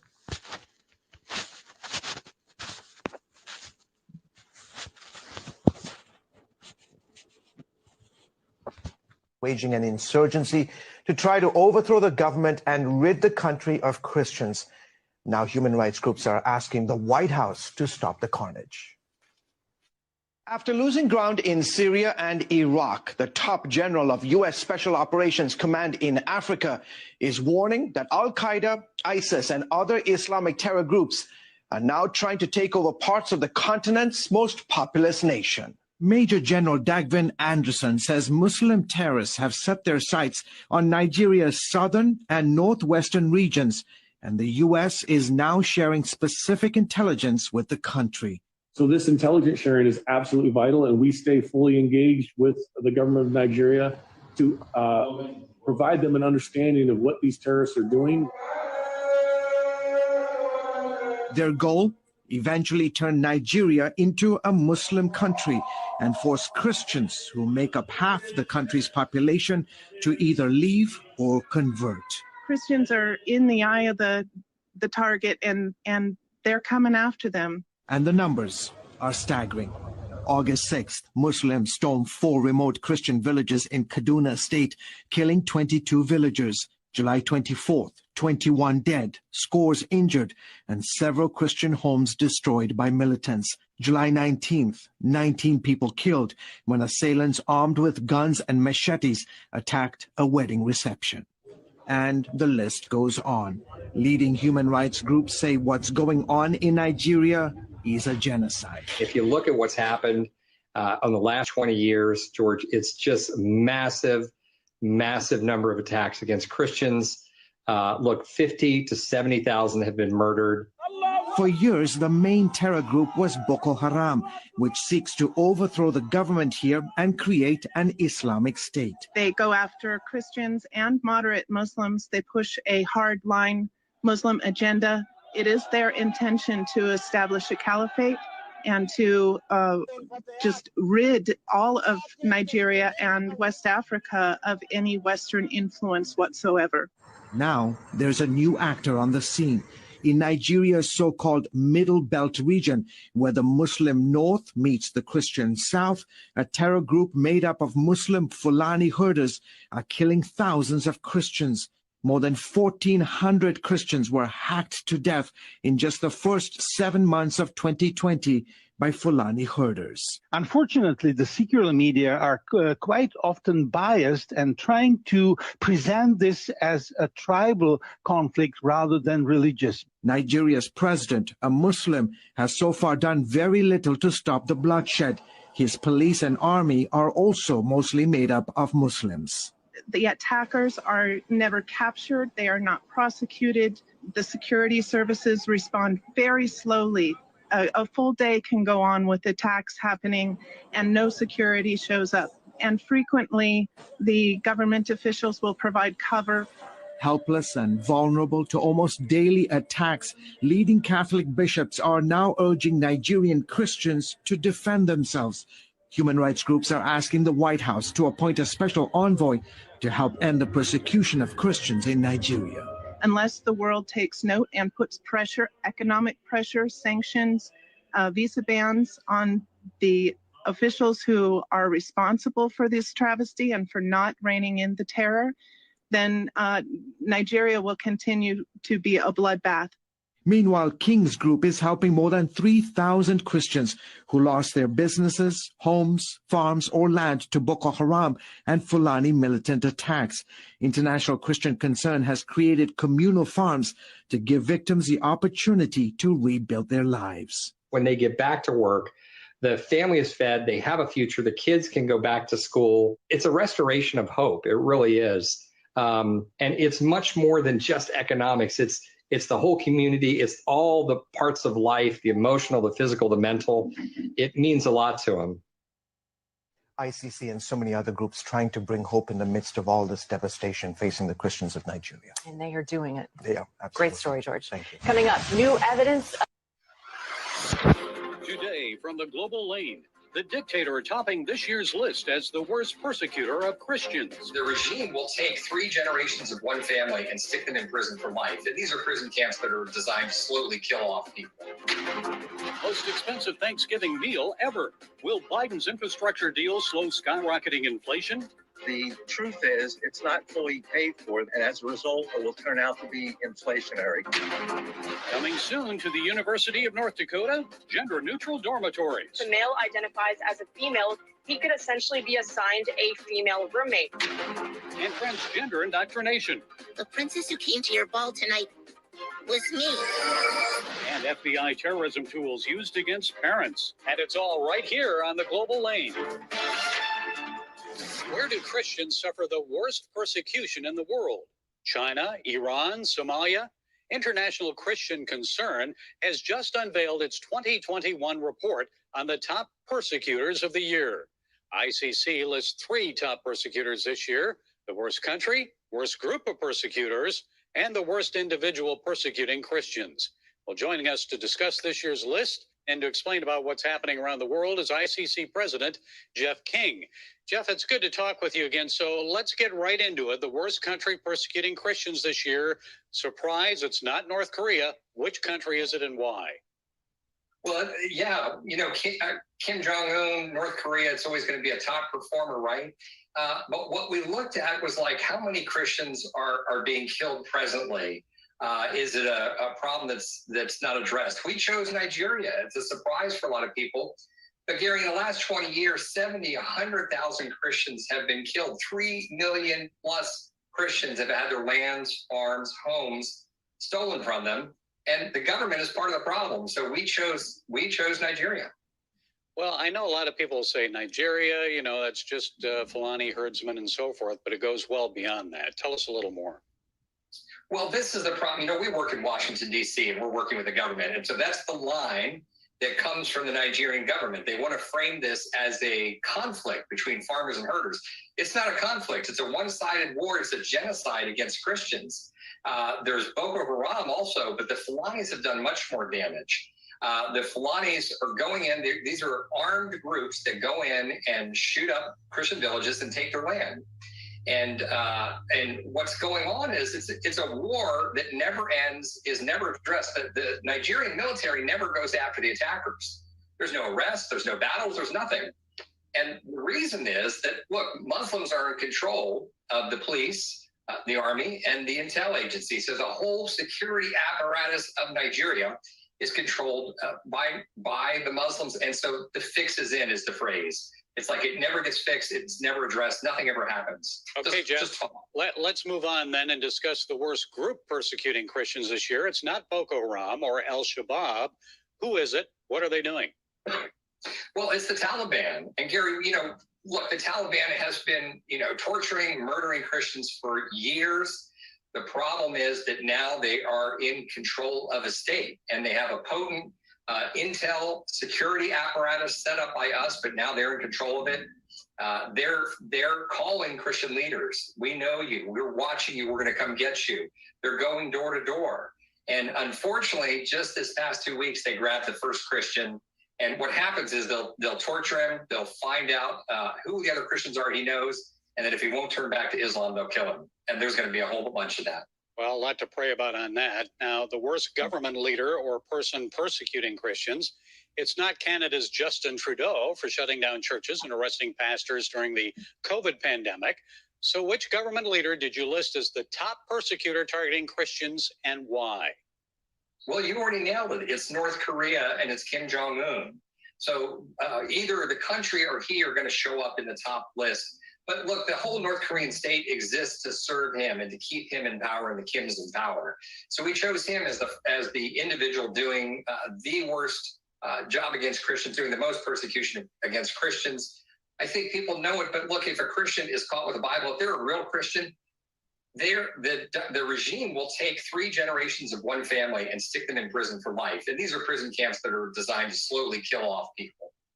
And of course, we know that you have to worship the leader there. Juche is their faith, and that's worship of their leadership. I know there are many other countries of concern, especially, let's say, India, where attacks against Christians are on the rise. Tell us what's happening there, Jeff.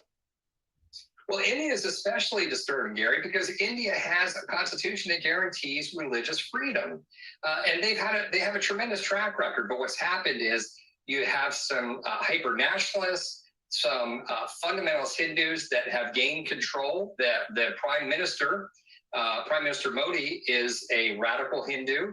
His party, the BJP, these are radical Hindus. They believe quite fervently that India is only for Hindus, and in India and Hinduism are fused, and there's no room for anybody else, and they're doing everything they can to slowly strangle Christianity. You won't hear it from his lips. He's a smart politician. Listen to the BJP leaders, listen to his leaders in the party. You'll hear it quite clearly. They're not shy about it. And Jeff, I know China and Pakistan, those are always places of concern. And you've been to many of these countries. You've met with many persecuted believers around the world. Which country really is driving you to your knees in prayer right now? Maybe what one should we keep our eyes on?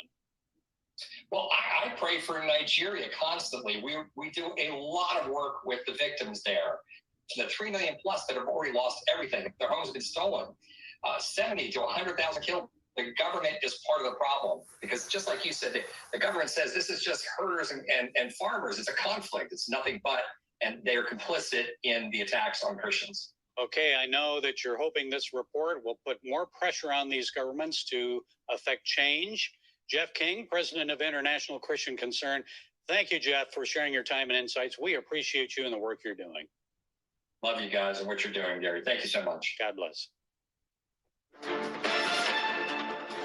If you're traveling over the river and through the woods to grandmother's house this Thanksgiving, or if you're staying home and preparing a meal, you and Granny will need more cash in your wallet for purchasing Thanksgiving food items. According to The Balance, you'll be spending 21% more this Thanksgiving than you did in 2020. And here are some cost increases to note for feeding a gathering of about 10 people. Potatoes, up more than... And your role in society, you can never make any meaningful contribution. According to the Greeks, there are 3 types of people on earth: the idiots, the tribesmen and the citizens. My concern early here is that Nigeria may have been dominated by the idiots. Studies show only 10% of Africans are citizens. The remaining 90% are either tribesmen or idiots.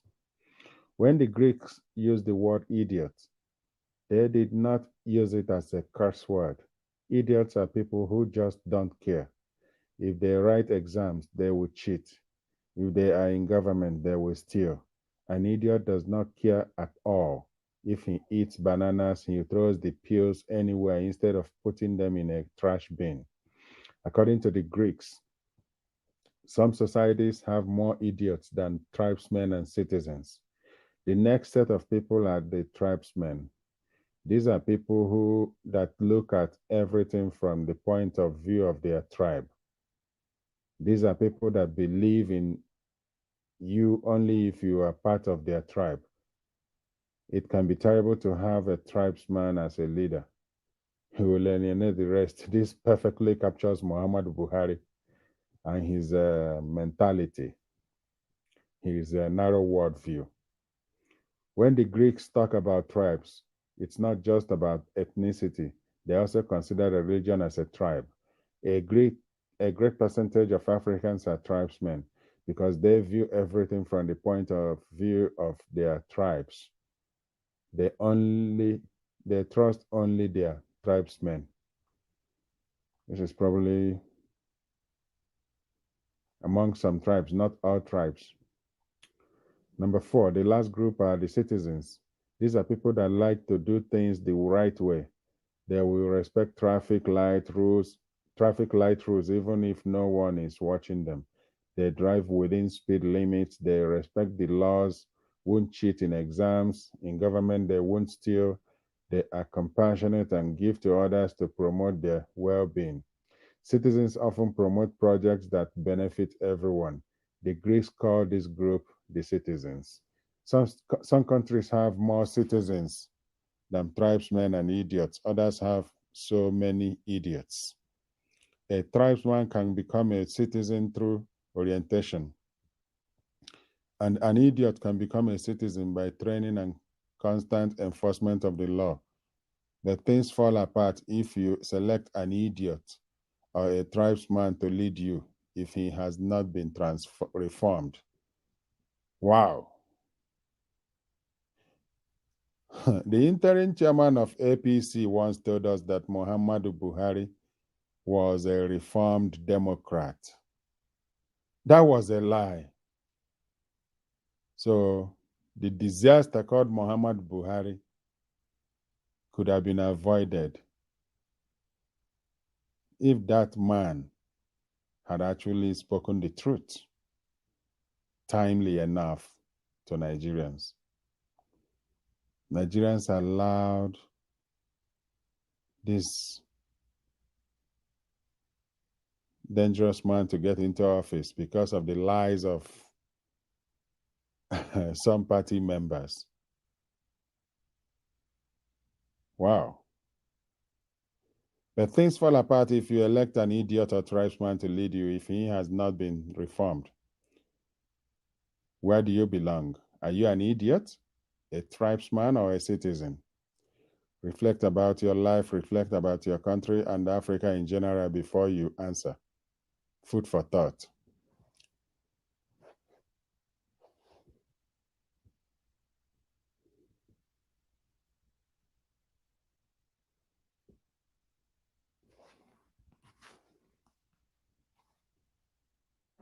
Lower Niger Radio is your station for all the amazing topics on history, culture, and self-determination.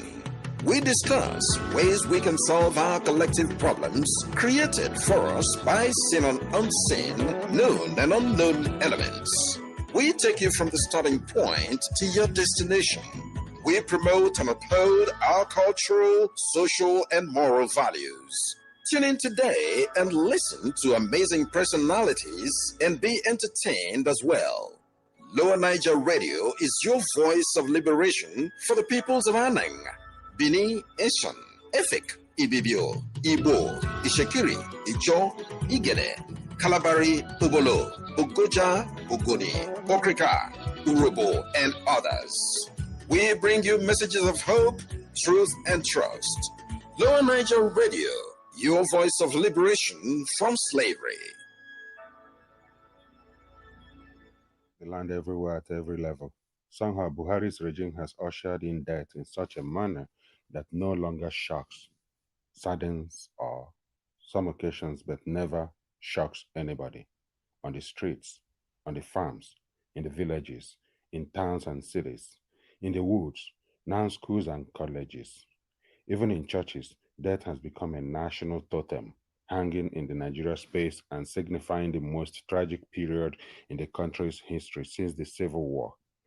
If only current National Assembly had teeth and were alive to its responsibilities, for being fully rubber-stamped, the NAS shares in no small way the failure of this government. From all indications, the Buhari presidency has been at least complicit in various forms of death, and NAS has stood idly by and at times cheering when one hears a senator, Smart Adeyemi, on the floor of the state calling for Nigeria to invite a foreign power to take over internal security responsibilities of the government. One wonders if such a call was coming out of mischief or ignorance, or if the Murumiri pandemic has hit the Senate. Which country outsources its sovereignty to a foreign power? Which foreign power is willing to send its boys and girls without cause to die patrolling the streets of and woods of a foreign land?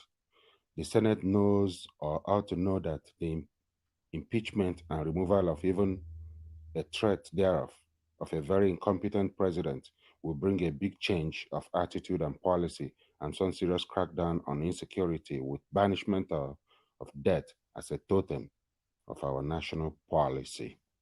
Such a change would be for the better, but sitting there with heads buried in the sand, speechifying hollow and meaningless anger insults our intelligence.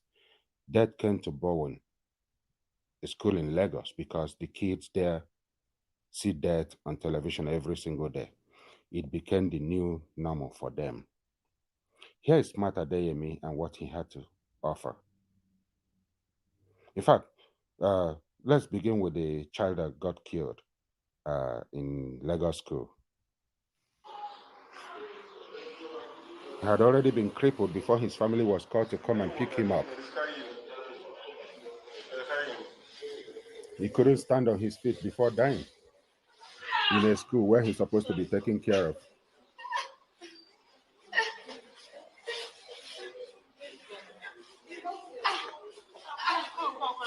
He was beaten down mercilessly.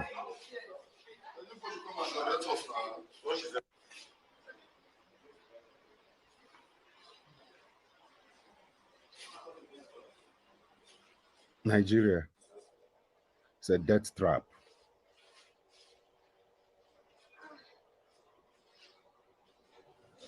Nigeria is a shame to humanity.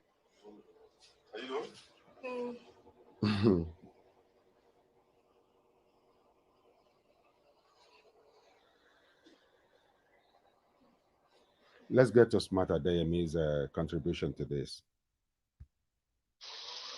I rise to support the motion. I'm Smart Adeyemi, and I represent the good people of Kogi West. And like Mr. President will attest to it, I personify the masses of this country. And each time I speak from the language of the man on the streets. Mr. President, insecurity is a serious problem today in Nigeria. And there comes a time when you cannot but speak the truth, irrespective of the sentiments you may share. Today, Mr. President, all of us have been threatened. Our families, our nation, our state. Order. A lot has been said this morning, Mr. President, And I want to thank you for giving us time to speak expressly on this issue. Like my sister was saying, there comes a time when talk will talk itself. There comes a time when truth will become like a torchlight in the midst of silence. So you are forced to talk. Mr. President, we need not run away from the fact that more than ever before in the history of our nation, this is the worst instability we are facing. In fact, this is worse than the Civil War. Mr. President, the solution is very simple. Today, there are a lot of misgiving, a lot of misinterpretations of what is happening. Some people believe, some people in government are supporting this move. Some people believe, some people sponsor those who are destabilizing our nation within the country. The answer is very simple. We cannot pretend that we are capable of confronting the situation in our hands. America, as powerful as they are, when the pandemic came, got to a point that China had to claim that they came to their rescue. We shouldn't pretend that we needed foreign support now. Let nobody deceive us, Mr. President. A lot of billions of naira have been voted for security services. Nothing is coming out of it. We wouldn't wait until our nation gets bombed. Let us shout and call for foreign support. I am a APC man and I've been supporting my party. But the president should get to know that it has gotten to a point that we who are supporters, who are members of the APC, we can no longer keep quiet. The president must rise to the occasion. You will not see the truth and you are afraid to say it because you will die. We must open, Mr. President. The nation is on fire. The president must rise to the occasion. It costs us nothing to get foreign support. We must rise to the occasion. We must bring in people to save this country, or else we will be consumed. Every one of us will have a chapter for history. Whenever the history of this period will be written, whatever is our position, we have a chapter. We cannot keep quiet any longer. It has gotten to a point that we cannot sleep with our two eyes closed. We are not free. Our children are not free. The president must rise to the occasion. There is no nation that is so powerful that doesn't need support of other nations. Individuals cannot say you will leave the world without any other person with you. So we must rise. The situation is our security system has collapsed. It has failed. And because it has failed, we need to look for foreign support. It costs Nigeria nothing. Forget the ego, forget the superiority of Nigeria in African nation. Today, we are facing serious problems.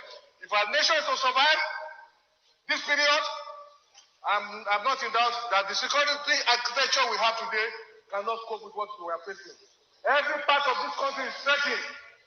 From the north to the south, nobody is safe.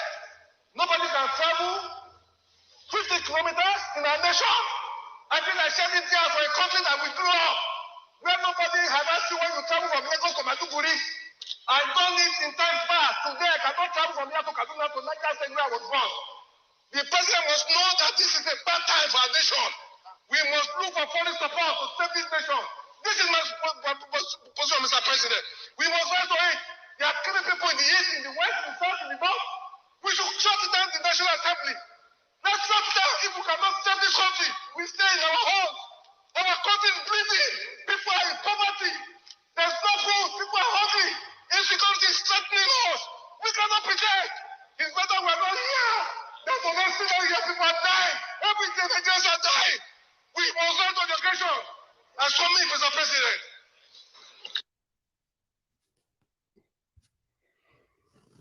We're still dressing the surface of the wound without dealing with the core symptoms. Nigeria's problem is the constitution. Let's subject this country to referendum. It's a peaceful call. It's a democratic demand. Skirting around it cannot heal Nigeria. Skirting around it or trying to avoid it will not fix Nigeria. What will fix Nigeria for the long term? Referendum vote. And that's what Ninas is calling for. It will happen in the Middle Belt, in the Lower Niger Territory, and in the Oduduwa Nation. This is the most patriotic step to take. Unfortunately, do those in government have any chest for this? Are they even thinking? Or they are partying every day like nothing is going wrong with the country? Well, your guess is as good as mine. Western world may point to China now critically, pointing out what China is doing, how China is taking over countries' assets or institutions, over corrosive debts they hang on weak African countries that are constantly borrowing money and begging without producing enough to pay their debt or even become self-sufficient countries. Countries like Nigeria and a lot of others are becoming entrapped by Chinese dangerous debts. Because China knows what the Western country has done to Africa. They know how much Africa was manipulated, fleeced, and stolen from, and they continue to steal from Africa. And so China is doing their own bit. They are just advancing the fleecing of Africa with the aid of despots across Africa who are serving the interest of external forces rather than tend to the needs of their people. China's activities in Africa have raised a lot of eyebrows, and the issue of being trapped into Chinese debt is real and ominous. Here, we look at the top 10 African countries with the largest Chinese debt. Whether the officials and government authorities accept it or not, Chinese dealings in Africa are being viewed in a highly skeptical way. The truth is, the menace of falling into Chinese debt trap is very real, and it is happening. Africa is slowly being tied to the yoke of Chinese debt. There is no transparency and accountability when it comes to acquiring Chinese loans. As a result of this, African countries are finding it hard to extricate themselves from the grip of Chinese debt. It means that debt is continuing to pile on, unabated, and the repercussions will be dreadful. Some countries are having it worse than others, as will always be the case. Below is a list of the top 10 African countries with the largest Chinese debt. Number 10, the Democratic Republic of Congo. The DRC could easily be one of the richest countries in the world considering how it is abundantly endowed with precious natural resources and minerals. However, plundering of these resources has set the country back, including unending conflict. It has an estimated debt of $3.4 billion. DRC was quick to exchange mineral resources for loans with China. Number 9, Ghana. Ghana stands at number 9 with an estimated debt of $3.5 billion. The country's opposition has involved the IMF to help look into the country's debt. Number 8, Nigeria. The West African country has an estimated debt of $4.8 billion. Nigeria has accepted the Chinese yuan as a reserve currency. Number 7, Cameroon. Cameroon has an estimated debt of $5.5 billion. However, it was recently revealed that China was in talks to cancel part of the country's debt. But with China, nothing is so certain. Number 6, Zambia. Zambia is increasingly getting mired in the tentacles of Chinese debt. The Chinese have sponsored a lot of projects in the country. The country has an estimated debt of $6.5 billion. China is taking Zambian firms as part of repayment plans, and there were reports that ZESCO, the national power utility, was being taken over by China, even ZNBC, the country's national broadcaster. Number 5, North Sudan. The conflict-torn country has an estimated debt of over $6.4 billion. Although China has written off the country's debt incurred in 2015, it still has a long way to go. Number 4, the Republic of Congo. Congo, which may be popularly known as Congo-Brazzaville, has an estimated debt of $7.5 billion. Again, corruption has played a major role in ballooning the debt to such egregious levels. Number 3, Kenya. Even after the discovery of oil in the northern part of the country, nothing in essence is working towards cutting down the levels of debt to China. Kenya has an estimated debt of $7.9 billion. The country has been taking money to facilitate the fruition of its infrastructural projects. But as lack of transparency and accountability come into play, a lot of money has been lost to corruption. Number 2, Ethiopia. All those Chinese infrastructural development projects in Addis Ababa are coming at a heavy price. Ethiopia has an estimated debt of $13.5 billion. The debt levels have slowed down some projects due to repayment issues, but there is now a new structure for these debts that makes it a little bit affordable for Ethiopia to repay. And finally, at number 1 we have Angola. Angola is the most indebted African country to China.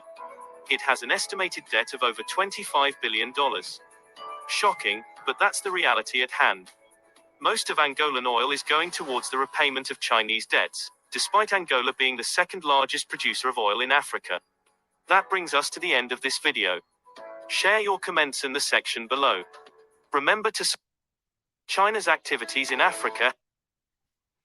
So Ethiopia used part of the money they are owing China to build the railway that stretched from Djibouti to Addis Ababa upon the departure of Eritrea out of Ethiopia, because Eritrea is what used to give Ethiopia, the old Ethiopia, access to the sea, to the Nile. And so once Eritrea left Ethiopia through one referendum and the eventual referendum about 2 decades plus ago, Ethiopia became a landlocked country, and they had to build that rail track that traveled from Addis Ababa to Djibouti. That's how they get their containers and other shipments, through the rail, just like Uganda, that is equally landlocked, that gets her containers through the ports in Kenya. One of them is Mombasa. And so countries can survive even when they are landlocked.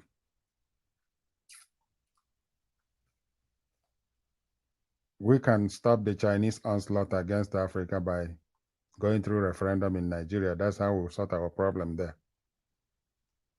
Otherwise, those people going cap in hand, borrowing, looking for money, looking for air to share, money to share,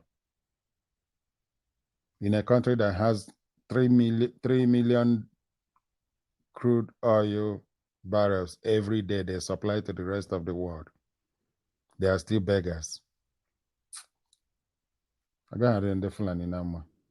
Terrible people.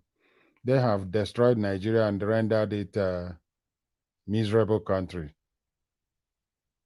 You know, a country that is supposed to be giving aid to other African countries is constantly borrowing, putting future generations into debt without any commensurate infrastructure to show for it. Sucks to be nice. Lower Niger Radio is your station for all things about self-determination, nation building, and liberty. With all the challenges and insecurity in our ancestral lands, the survival of our peoples and the political arrangements they decide on is our goal. We discuss solutions. We bring you messages of hope, truth, and trust. So, tune in today.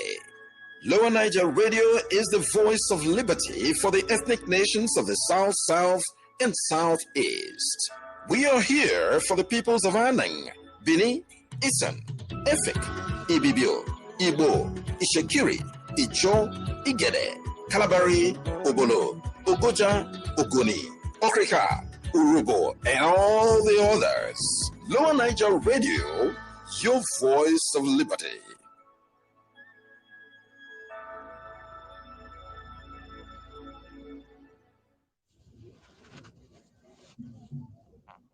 With the work NINAS is doing, the old issue of trust and suspension among the ethnic nationalities has been reduced to the barest minimum, as every indigenous ethnic nationality has been empowered to obtain her sovereignty and run as fast as possible to establish their people's self-determination. Things have changed and are changing. It's new dispensation. It's a new era. As we organize our people according to the UN standard of operation, once an information comes out, please let's think of how we can benefit from it as a people. Once your people are okay in their ancestral land, collectively we will be okay and empowered to drive out all aggressors. The indigenous peoples have the common core value of all men being born equal and have right to life. The aggressors do not. So please let this be the focus and let's fight this bloodless war together and fast too. Thanks. Check out NINAS on Facebook, on YouTube, on the internet, www.ninasvoice.org.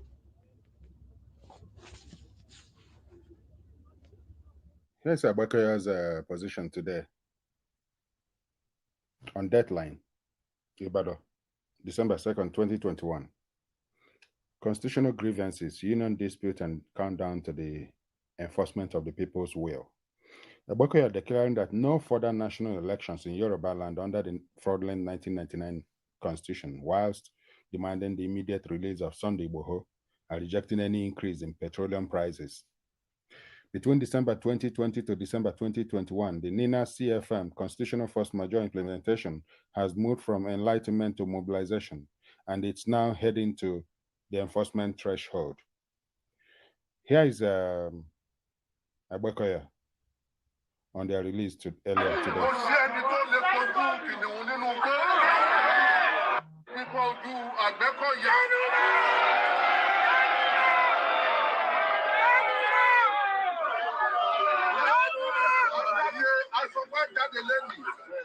Wọ́n ní àwọn ọlọ́pàá àbáwọn kiri kan ní wọn gbọ́dọ̀ jáde ọgbọ́dọ̀ bí wọ́n jáde alápàdé kò sí ẹni tó lè kojú kìnìún nínú kó.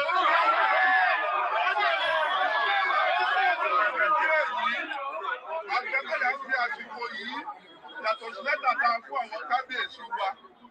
A sọ fún wọn pé constitution yẹn ẹnìkan ò lè máa yẹ nìkan jẹ àwọn alákàwé tù ní Nàìjíríà Haúsá kan wà lè máa jọ ìdáléwà lórí lójoojúmọ́ ló bá dákẹ́. Constitution wa tí ọba lè dágbé wọn lè lọ 1960 láti lọ bàbá owó lọ́wọ́ kí wọ́n jẹ́ ká jókòó ká ṣe constitution mi láì ṣe bẹ́ẹ̀ kò ní síbò 2023 o.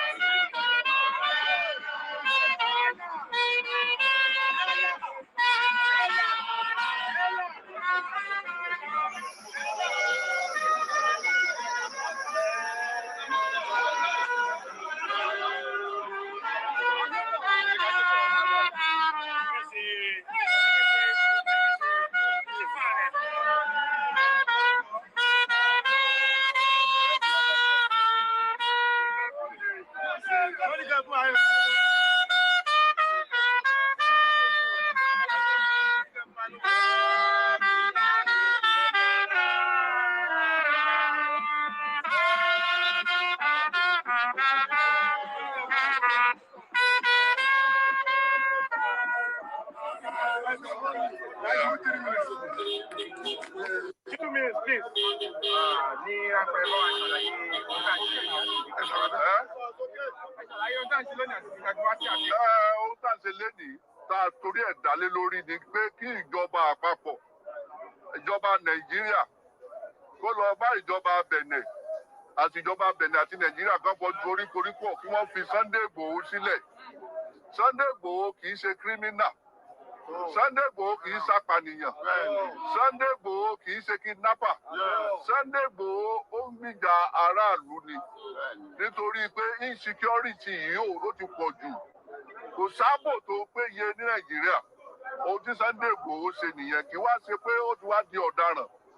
Ìkéde, ìkejì, fuel price yẹn nípa epo rọ̀bì tá ń lò kí wọ́n má try láti increase ẹ̀. Kí wọ́n má try láti increase ẹ̀. Kí wọ́n má try láti increase fuel price. Ìkẹta, kidnapper kí kálukú sá lọ Àgbẹ̀kọ̀yà ti jáde. Kí gbogbo kidnapper sá lọ ráúrá báyìí. Gbogbo South West, gbogbo tó bá gbà la máa fún gbogbo wọn báyìí. Ìkẹrin, ebi ń pa aráàlú. Buhari, ebi ń pa aráàlú. Èmi ò mọ nǹkan kan tẹ́ ẹ ṣe. Ẹ jẹ́ kára ó ní kára aláàrú kára dẹ̀ wọ́n. Tẹ́ ẹ bá ń kọ̀ntínú báyìí. Kò dáa. Ìkẹrin, restructuring. Constitution tá ń lò kò dáa. Constitution degree àwọn sójà. Ẹ jẹ́ ká ṣe constitution mi tẹ́ bá fẹ́ ti 1960. Ẹ lè máa continue kí ìyà máa jẹ wá. Gbogbo Boko Haram lẹ ti fi lẹ̀. Gbogbo Boko Haram lẹ ti fi lẹ̀ fi Sunday Igboho lẹ̀. Sunday Igboho ọ̀pààyàn kò ṣe kankan. Tẹ́ ẹ̀ bá wá fi Sunday Igboho lẹ̀. Restructuring ó ṣe pàtàkì. Ẹ jẹ́ ká restructure Nàìjíríà. Ẹ jẹ́ ká restructure Nàìjíríà. Ẹ jẹ́ ká padà sófin 1960. Àwa akàwé amọ̀tí ń lọ nílẹ̀ Yorùbá ju gbogbo yín lọ. Àfófin amúnisìn. Àfẹ́kẹ́nìkan máa fẹ́rù kan ṣẹ́rú. Ajáde tán báyìí ní àbẹ̀rù yín o. Ọlọ́run ọba nìkan lẹ bẹ̀rù. Ẹ lè pa àyẹ̀kẹ́ tó di. Tí ẹ lè pa wá. Ẹ lè dàgbẹ́kọ̀yà mú. Olúwa ń gbọ́. Tí ẹ bá fẹ́ ká jáde tán, á jáde tán tá tán pẹ̀lú yín. Bẹ́ẹ̀ni, àbẹ̀rù, àwa ò gbọ́dọ̀ ẹ̀sùn.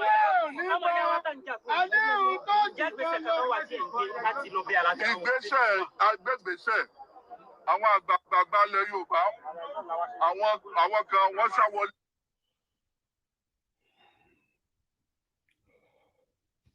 Between December 2020 to December 2021, the NINA CFM Constitutional Force Majeure implementation has moved from enlightenment to mobilization and is now heading to the enforcement. Nigeria, jaga, everything's scatter.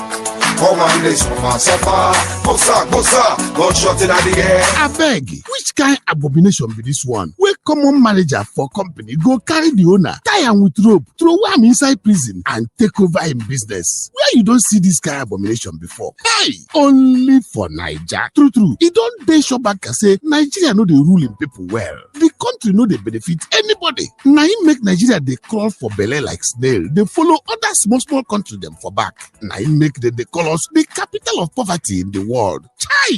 Shame on Nigeria. I beg. Enough is enough. Because of this reason, the indigenous ethnic nationalities of Middle Belt and the South, under the umbrella of the Nigeria Indigenous Nationalities Alliance for Self-Determination, NINAS, they don't join together on 16 December 2020 to declare a constitutional force majeure, CFM, over a sovereignty quarrel, where then they ask only two questions. One, which time we take submit ourselves, our land, our assets, even our natural treasure into the force by force Nigeria Union. Hey, which time self we follow make for ourselves the year 1999 Nigeria Constitution. All na lie, all na story, na daylight robbery be this yo. But we get work to do for inside all this matter. Oh yeah, this one na must to make we join hand, sharp.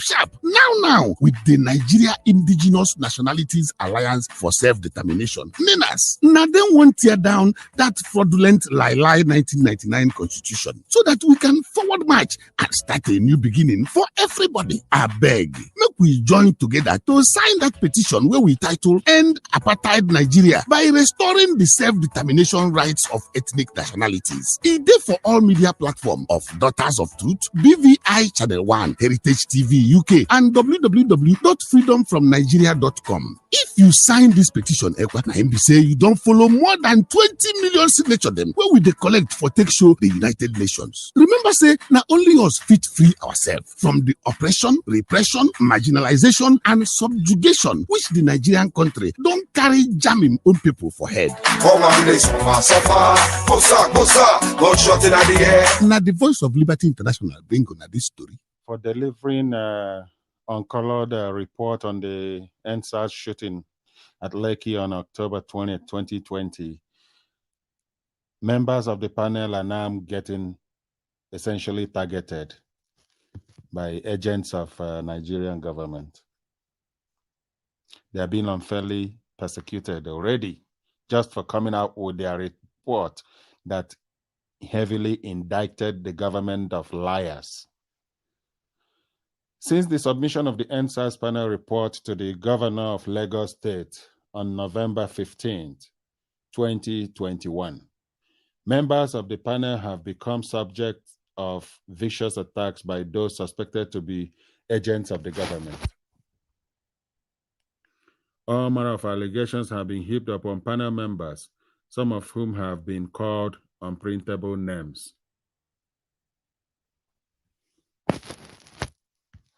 I can confirm that no member of the panel lobbied to be appointed into the panel.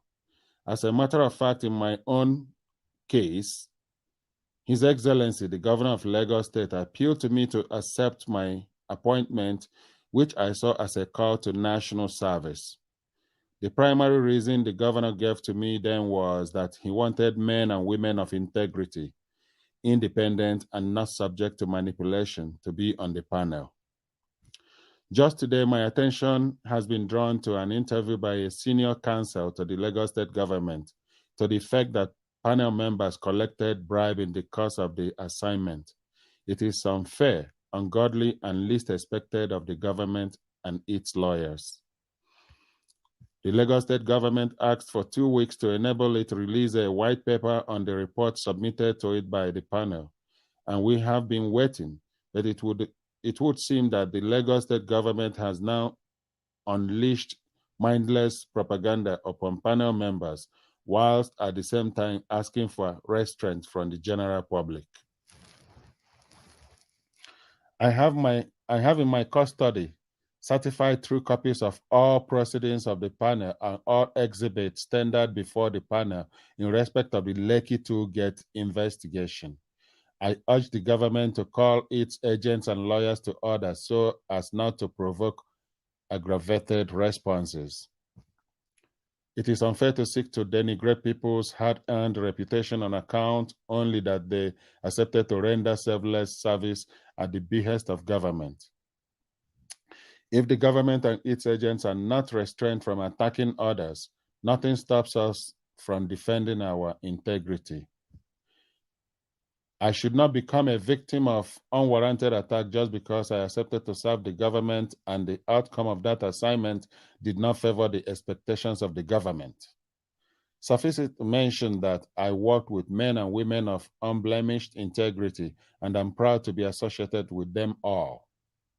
I therefore appeal to His Excellency, the Governor of Lagos State, Sanwo-Olu, to call all agents of state to order and keep to his promise to us to release a white paper within 2 weeks and to send the unedited report of the panel to the National Economic Council. Signed by Ebun Olu Adegboruwa, SAN, Lagos, Lekki, Lagos, November 18, 2021. And so Nigeria now will resort to attacking the panel members like they didn't deliver the kind of manipulated report they were most likely hoping for.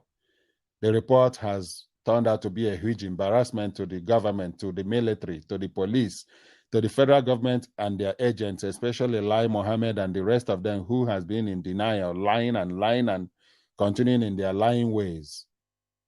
So here is a panel member now coming public, exposing the hypocrisy that is the Nigerian system, that system that is condemned never to work well. Very sad. Sucks to be Nigeria. There's a press statement from Nina's Alliance. Nina's Alliance is intact and focused on its stated mission, despite the resignation of its erstwhile chairman, Professor Banji Akintoye, and the exit of his faction of Ilana Omo-Oduwa. This is a statement by Nina's Board of Conveners issued December 1st, 2021. Gentlemen of the press, an emergency conclave of the Conference of Nigeria Indigenous Nationalities Alliance for Self-Determination, NINAS, was held today, December 1, 2021, to review, amongst other things, recent developments in one of our alliance organizations, Ilana Omo-Oduwa, the resignation of Professor Banji Akintoye from the chairmanship of NINAS, and the exit of his faction of Ilana Omo-Oduwa from the NINAS Alliance. This statement is to address the deluge of inquiries that was poured into the NINAS Secretariat from concerned members of public regarding these developments. 1. Let us record that the Secretariat of NINAS, while reaching out to all sides involved, had on the 18th of November 2021 issued a statement to calm altercations arising from an Ilana Omo-Oduwa press conference addressed November 18, 2021 by the Deputy Chairman of Ilana Omo-Oduwa, Otumba Shade Olukoya, concerning months of lingering difficulties within Ilana Omo-Oduwa, bordering on certain actions and liaisons of the leader of Ilana Omo-Oduwa, Professor Banji Akintoye, that could imperil the self-determination campaign of Ilana Omo-Oduwa, inviting Professor Akintoye, therefore, to step back from his role as Ilana leader in order to abet the many conflicts and controversies emanating from the aforementioned actions and liaisons. 2.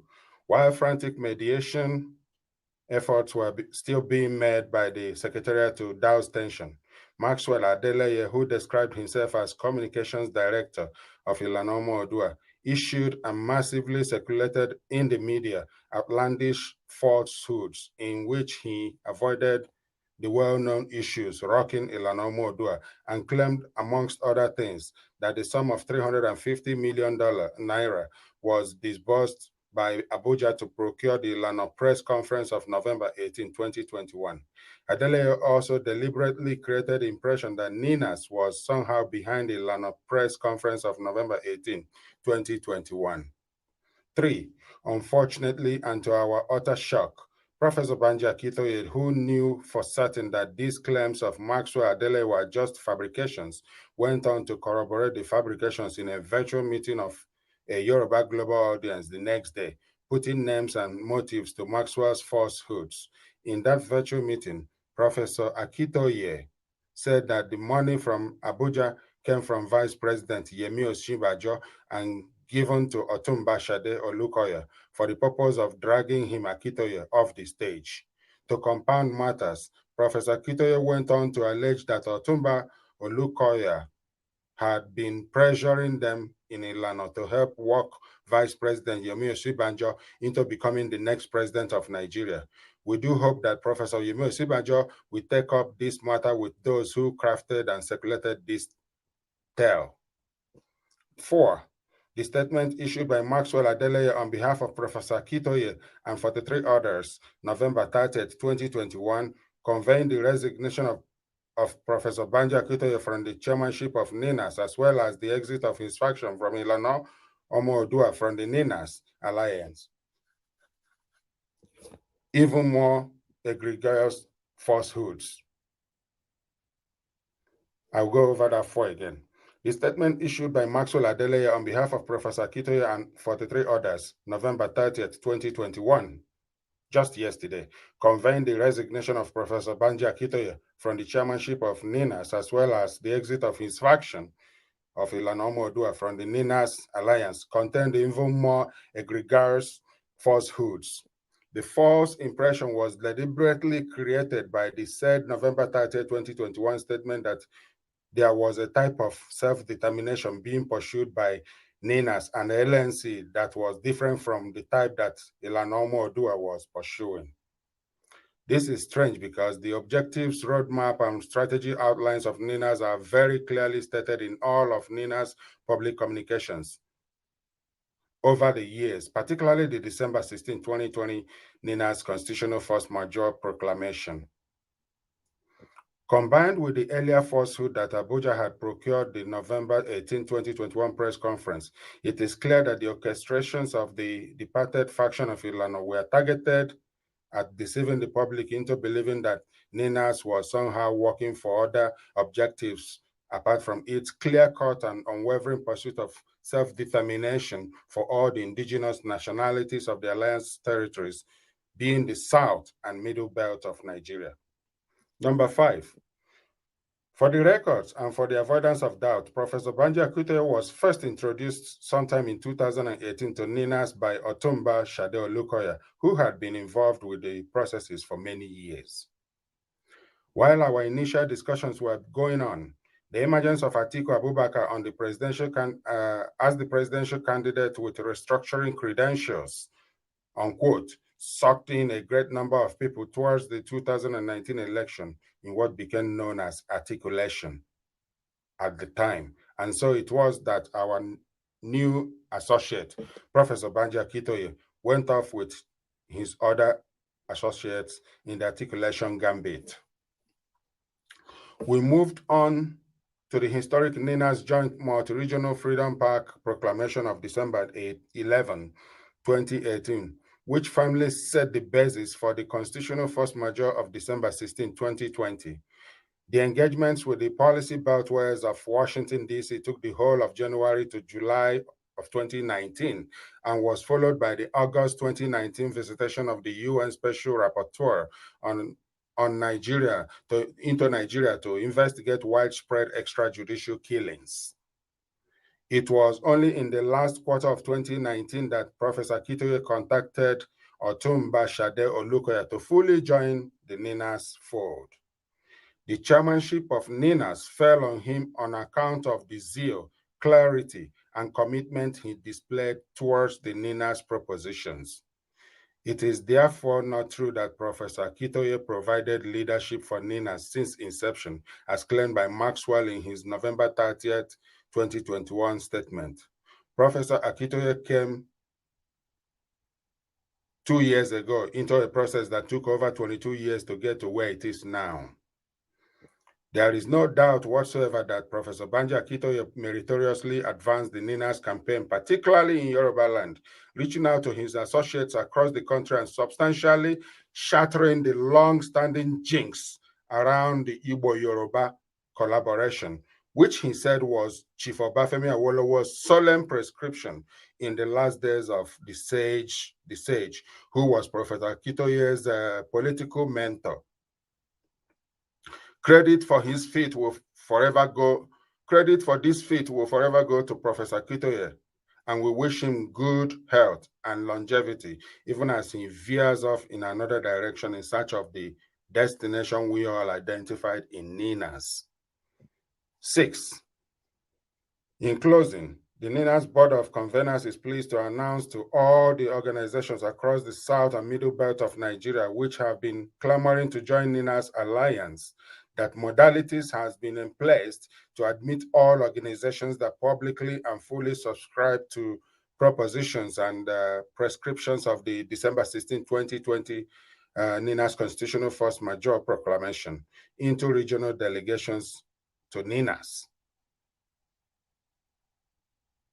I'll go over 6 again. It's not done. In closing, the NINAS Board of Conveners is pleased to announce to all the organizations across the South and Middle Belt of Nigeria, which has been clamoring to join NINAS Alliance, that modalities has been in place to admit all organizations that publicly and fully subscribe to propositions and prescriptions of the December 16, 2020 NINAS Constitutional Force Majeure Proclamation into regional delegations to NINAS. These modalities will be made public in the second week of December 2021 by the NINAS Secretariat. Signed for NINAS Board of Conveners, Tony Nadi, the Convening Secretary, December 1, 2021. I want to go my way, merciful Lord. I want to go my way, Almighty God.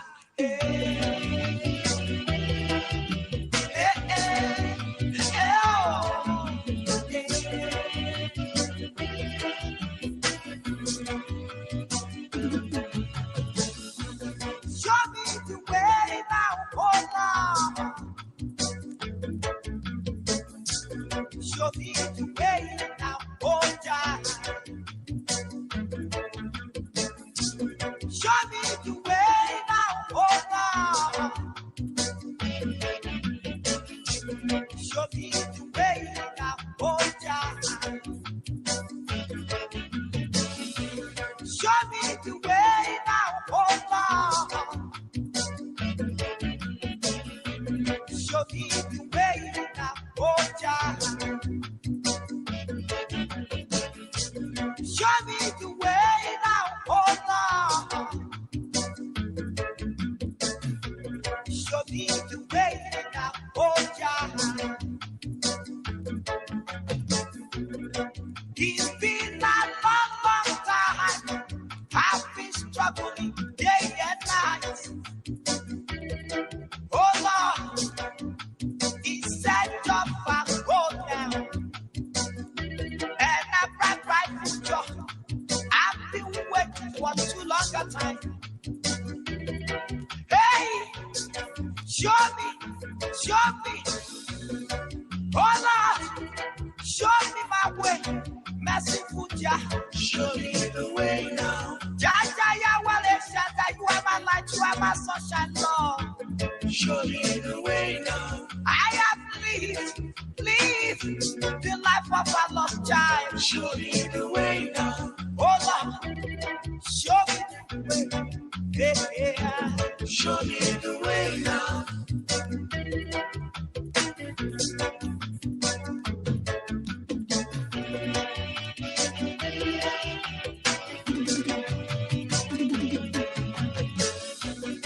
I have lived the life of a lost child.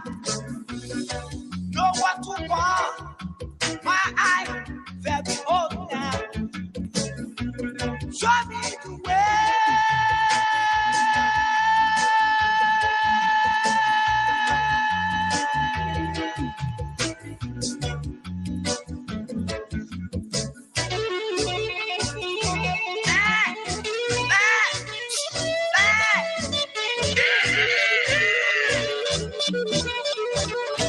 That shall not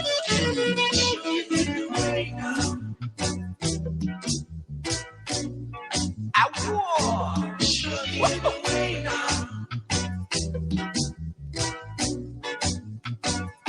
Show me the way now. I have lived the life of a lost child. Show me my way, oh Lord. Show me, oh Lord. Hey. I've been looking forward to see my way through. Jaja Lord, show me the way now. Jaja Yahweh, Jaja, you are my sunshine, you are my light, Lord. Show me the way now. I have been struggling day and night, merciful Lord. Show me the way now. Show me, hey, oh Lord, oh. Show me the way now. Show me the way, merciful God. Show me the way. Show me the way now. Show me the way.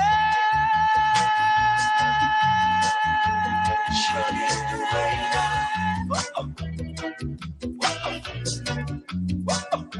Show me the way now.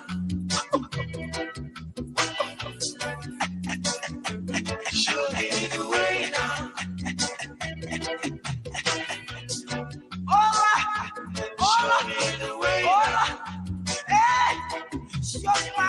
show me my way, mercy to Lord. Show me the way now.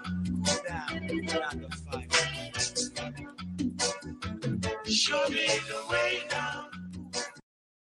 If you're thinking about selling a house anywhere within the greater Toronto area, this message is especially. Now, here is why it gets really interesting. An MBA chairman drags Buhari before Abuja court over 1914 amalgamated treaty.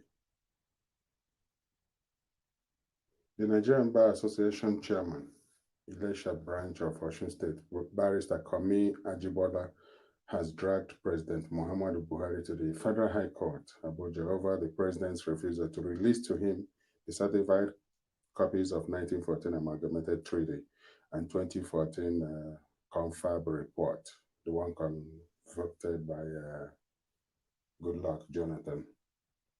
Ajibola had, through a letter dated September 22nd, 2021, and acting based on the provisions of the Freedom of Information Act 2011, asked the president to release the said documents to him within 7 days. The human rights lawyer who filed the suit asked the court for an order of mandamus compelling the president to make available certified true copies of Nigeria Amalgamation Treaty of 1914 and Nigerian 2014 National Conference Report. Besides, Ajibola in the suit number FHC/ABJ for Abuja/CS/1425/21 asked the court to compel President Buhari to supply information on why the federal government will not convene the national conference where Nigerians will be given free and fair opportunity to discuss issues relating to the unity and harmony of one indivisible and indissoluble sovereign country. This is my comment. I have never seen anywhere any country is described as indivisible and indissoluble sovereign country. I mean, this is impossible. Nigeria did not fall from heaven. Nigeria is the work of, like, the creation of people. It was a business of the UK. And then we, the indigenous people, are beginning to wake up from our slumber, and then we're asking questions, what's going on? This is not right. This is not the way it's supposed to be. Let's get our people involved. Let's go to our people, ask our people, what do they want? Do they want to be like, do they want Nigeria to continue going this way, or they want something that, do they want a better deal? Do they want to, like, see real change happen to them? In the middle belt, in the lower Niger territory, that is the former, the current Southeast and South and like, we need a binding multi-regional referendum, a vote, a very simple democratic demand. It's a democratic process. We cannot just force ourselves, being together when it's not working, it's not going anywhere. According to him, based on the present circumstances where there are breakdowns in the nation's governance with insecurity, nepotism, terrorism, and unemployment, among others, the court should decide if Nigerian people can still continue to live in unity and harmony as one country, and on what terms and conditions.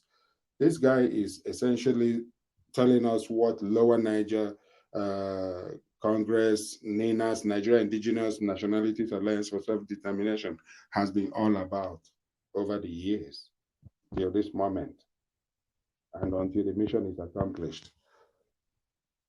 He also asked the court to compel President Buhari to convene a national conference where Nigerians will have a free and fair opportunity to discuss and resolve issues based on the indivisibility of the country. Again, I reject this word, indivisibility. No country is beyond division. Not on this world, not in this planet. There is no country that is to be said to be beyond discussion, that there should be no discussion about its existence, about its continued as is. If there are areas within that country that doesn't feel like belonging, that should be a reason for referendum. Canada did it some years back. In Quebec, Quebec voted to separate. Their vote failed by 1% maybe. Same thing with Scotland. Countries vote for this is a democratic process. British people do it. They do it in Canada. They do it in UK. They do it in Europe. In fact, Britain is the last country that seceded. Britain essentially voted and separated from the European Union. They are still coexisting. They are not after each other's lives. They are still doing business together. They are still relating. They are still members of the North Atlantic Treaty Organization, NATO. They still do other businesses together. There is no fighting between them.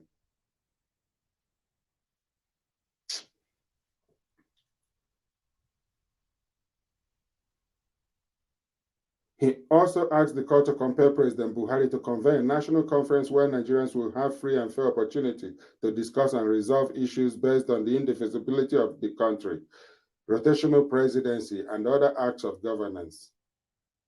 He particularly mentioned issues relating to the Igbo nation, where he alluded that there was a calculated plan to treat them as an outcast out of the nation's presidency. The NBA boss said he was in court because by the placement of the constitutional duty, every citizen of the country has the right to make positive and useful contributions to the advancement, progress, and well-being of the community where he resides. 100%. No date has yet been fixed for the suit filed on Tuesday, November 23rd, 2021. Let me say that there has been other suits that were filed many years ago. The Nigerian government has only gone to court to block those cases from moving forward because they have no credible counter to those demands. And it has always been about the unworkability of Nigeria. Now, what we have at hand is referendum. Let those that have ears hear and react to it and respond and continue to ask for information on where to go to find direction. Ndi Igbo, I'm an Igbo person. Ndi Igbo are not asking for rotational presidency. We are asking for referendum vote against current constitution of 1999, upon which Nigeria is operating. We are asking for referendum, a binding referendum vote for Ndi Igbo to vote on whether to continue in Nigeria, along with in the South and all Middle Belt and Oduduwa land. All these people are asking for referendum vote, not rotational presidency, not president of Igbo extraction, because in a functional Igbo land, in a functional Lower Niger territory, in a functional Middle Belt and Southwest or Oduduwa nation, citizens from any other country that decides to move to Lower Niger territory and nationalize and become a citizen can vie for the presidency of the Lower Niger territory. And I believe Oduduwa nation will equally consider citizens of theirs from any other part of the world that supports the existence of the nation and is obedient to the rules will contest for the presidency of Oduduwa land, as long as it is for the progress of those regions. So we are not interested in Nigeria's presidency. Maybe I'm deflecting the tires of the one Nigerianists, especially the Nzukumuna people, among others.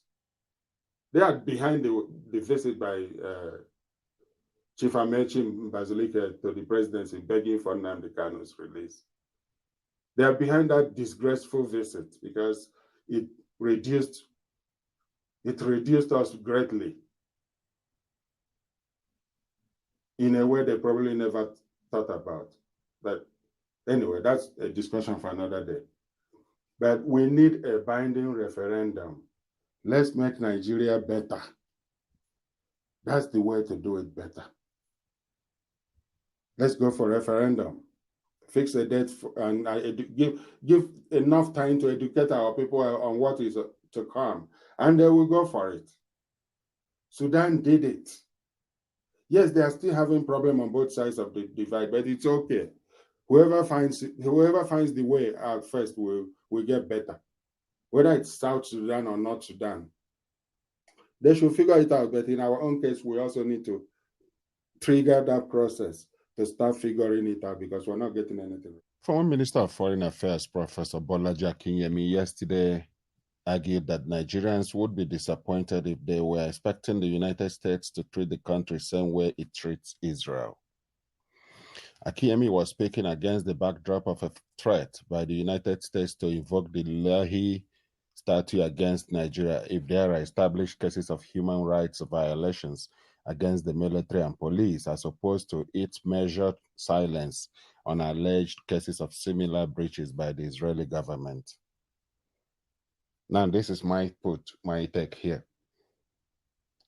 If the case of Nigeria is to be compared with that of Israel, and then you consider the fact that Israel is fighting for her very existence against those that would want to destroy the country and wipe it off the map, it means that internally in Nigeria, Nigerians are faced with a very dangerous system whereby those in government are the enemies of Nigerians. And they are using the instrument of state to kill Nigerians who are demanding for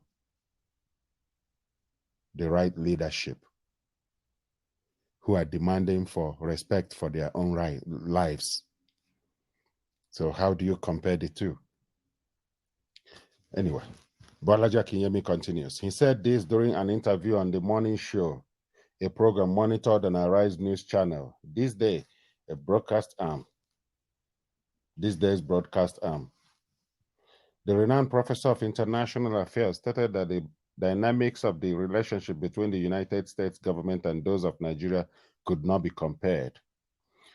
Some security experts recently described the development as a clear case of double standard, as the United States had said Nigeria risked arms embargo for alleged violation of the laws on armed conflicts in the fight against banditry, terrorism, and other forms of violence in different parts of the Federation. Speaking in an interview with CNN International after a tour of some African nations, including Nigeria recently, the U.S. Secretary of State Anthony Blinken had said that his country would apply the laws against Nigeria if the allegations were found to be credible. However, while being very critical of Nigeria, the United States was said to have vetoed over 50 United Nations Security Council UNSC resolutions critical of Israel since 1972. During the last escalation of violence between Israel and the Palestinians, the U.S. had, according to reports, stuck to same playbook, blocking a joint statement calling for an immediate ceasefire between Israel and Hamas. Several resolutions condemning violence against Palestinian protesters and the illegal Israeli settlements in the occupied West Bank were also reportedly thwarted by the U.S. Of course, we also have laws in place. The Leahy Law, for example, that makes sure that if there are units that have committed abuses, we're not going to provide equipment to those units. If there is genuine transparency, accountability, and change that follows from these incidents and these abuses, I think that is very important, not only to our administration, it is also important to the U.S. Congress in making judgments about continuing to assist the security forces, Blinken had explained. But Akinyemi, during the interview, maintained that Nigeria would continue to be disappointed if it expected the same treatment given by the United States to Israel, stressing that the Jewish people in America are a very strong voice to be reckoned with. Again, here is my take. The Jewish people in the United States indeed are a voice to be reckoned with. Are the Nigerians in the United States voice for Nigeria, or they are actually exposing the crimes of the Nigerian government against the people of Nigeria? See the difference? The difference is so clear. The voices that are now coming out, Nigerian voices, are on side with the people of Nigeria, the indigenous people. They are the ones that were protesting in the US, and Nigeria went to recruit foreigners, paid demonstrators to counter the genuine aspirations of Nigerians at the UN.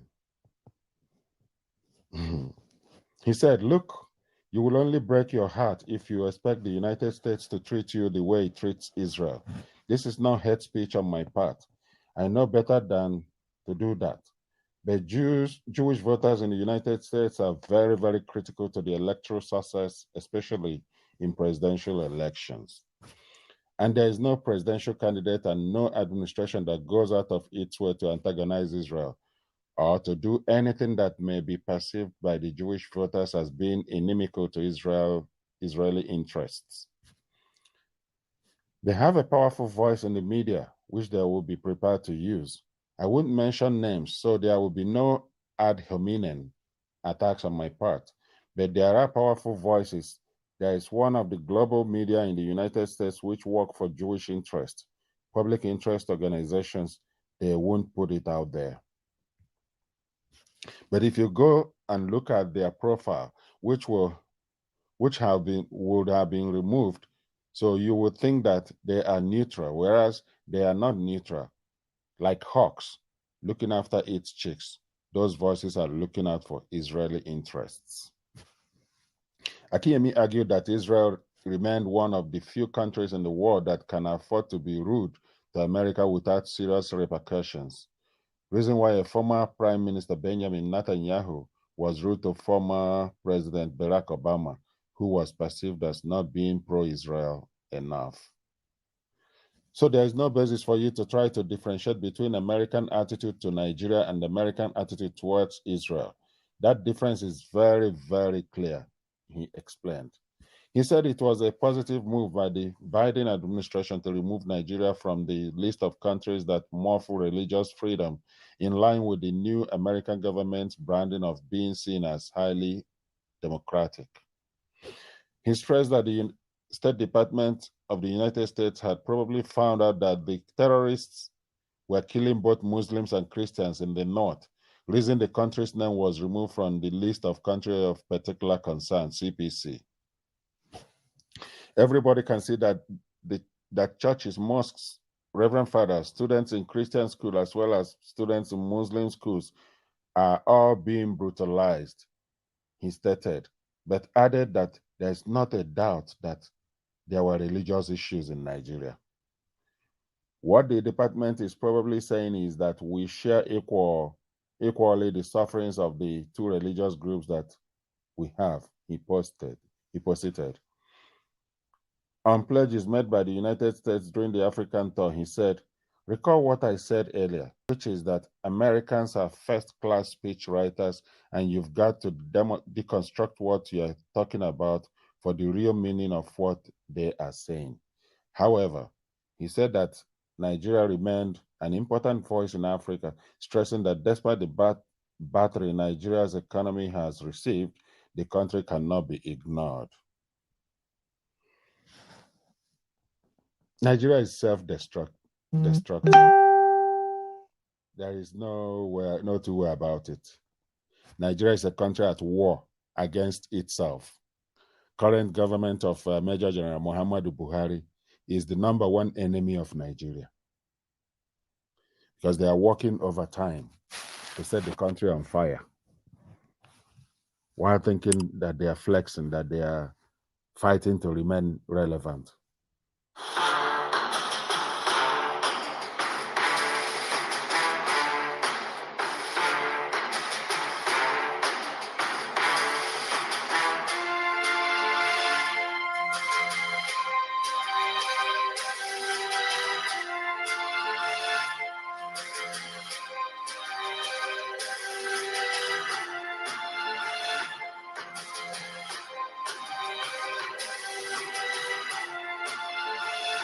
The Fulani intention in Nigeria is to permanently take over the entire political space, using the combination of brute force and guile.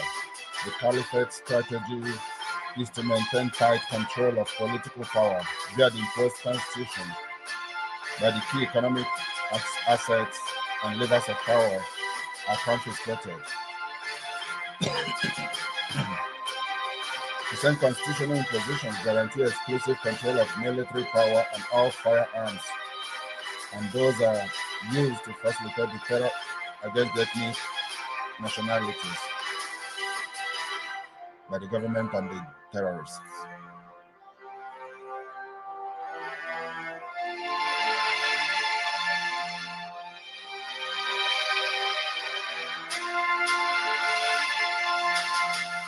The North do not mean well for Nigeria.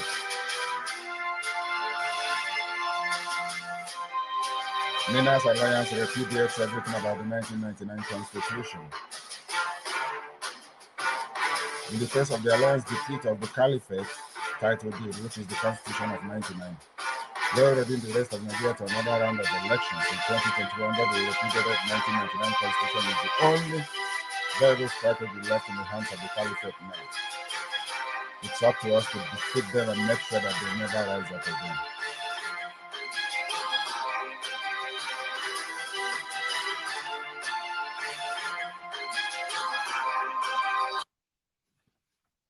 The alliance mechanism is to tackle the North. The alliance mechanism is exploiting the aforesaid delegitimization of the 1999 Constitution.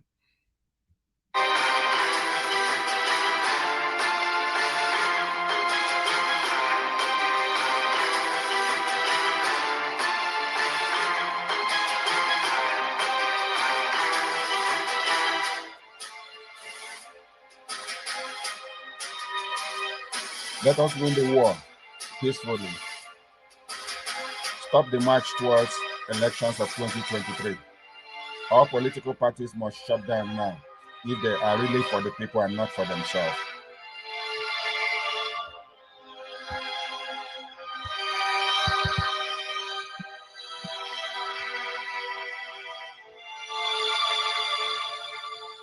Club and Clubhouse is pleased to be involved in promoting justice and in being part of bringing about true with the people democracy in the Nigerian space. So we are hosting the NINAS Movement's virtual town hall meetings over 2 weeks and starting at 7:30 p.m. Nigeria time on Friday, 3rd December 2021. The topic is 4 frauds that are fatal for the 1999 Constitution, how we got there and how we can fix it. Session 1. We the People fraud. Number 2, Federation fraud. 3, Fighting corruption masquerade fraud. 4, Socially responsible state masquerade fraud. Chinwenzu. Please check the Atlantic Post Facebook page for more information and on when the next session will take place, plus the direct link to our Atlantic Post Club on Clubhouse. Virtual town hall meetings by Atlantic Post on Clubhouse. If you are fed up with Nigeria, this virtual Clubhouse meeting is for you. If you are fed up with the lack of electricity, you are fed up with police brutality, as in NSAS, you are frightened of insecurity, you are frightened for your future, etc.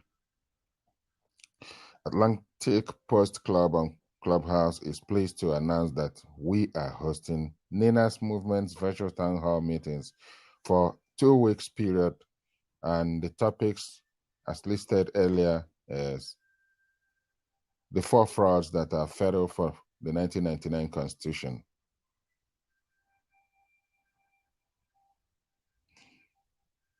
Atlantic Post is an online newspaper whose mission is to be at the forefront of bringing about the positive transformation of the African continent. That involves being sensitive and responsive to what happens in the Nigerian space. Our desire is for a safe and well-functioning society. Thus, our main purpose is to report not just accurate news, but also to bring the public's knowledge, interventions, and events that will improve society.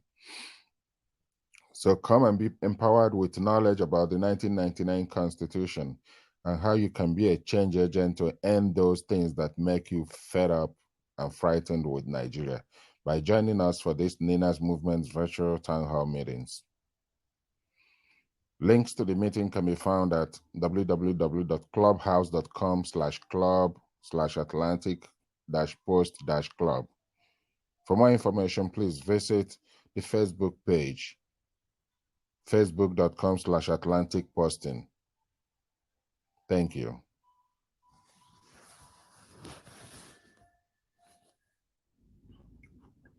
U.S. group calls on Joe Biden's administration to designate Buhari, El-Rufai, and Issa Pantami, among others, as sponsors of terrorism in Nigeria. Friday, November 12, 2021, by Bobby Adams. Global Advocates for Terrorism Eradication, GATE, GATE for short, a United States-based non-profit organization, has petitioned the U.S. government to designate President Muhammadu Buhari and several other officials as sponsors of terrorism in Nigeria. The 26-page petition, signed by the group's principal advocate, Robert Berry, was addressed to Anthony J. Blinken, the U.S. Secretary of State. The group urged the U.S. government to designate the Nigerian government as sponsors of terrorism, alleging that, from all available indices, what is happening in Nigeria is state-sponsored terrorism.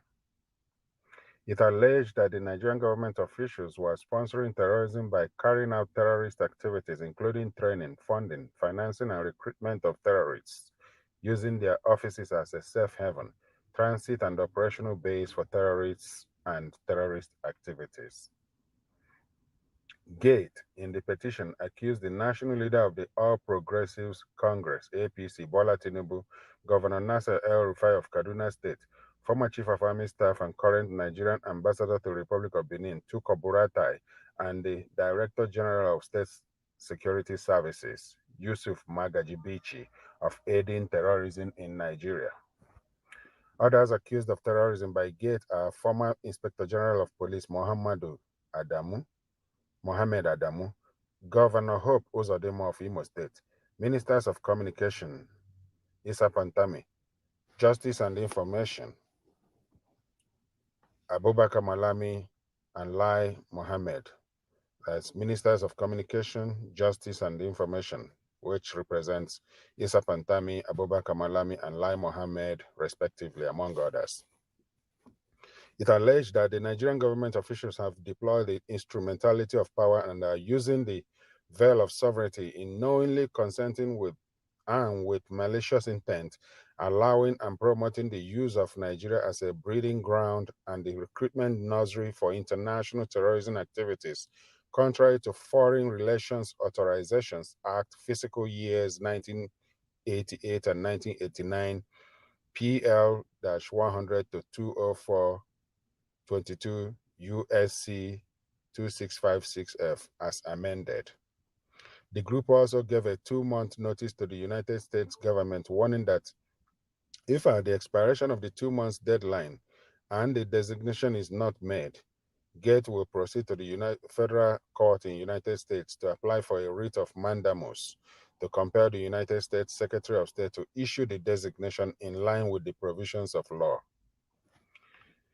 GATE argued that designating Nigerian officials as sponsors of terrorism by the U.S. will have far-reaching legal implications, including potentially arrest and criminal prosecution in a federal U.S. court if they visit the country. Buttressing its point, the group cited an interview a former Deputy Director of Defense Intelligence Services of the Nigerian military, Navy Commander Kunle Olawumi, granted Channels Television on August 24, 2021, where he laid out all the terrorist activities of the government and its officials. It said, in spite of the revelations from the interview, the Nigerian government did nothing about the issues raised. Instead, they even hunted the retired commander.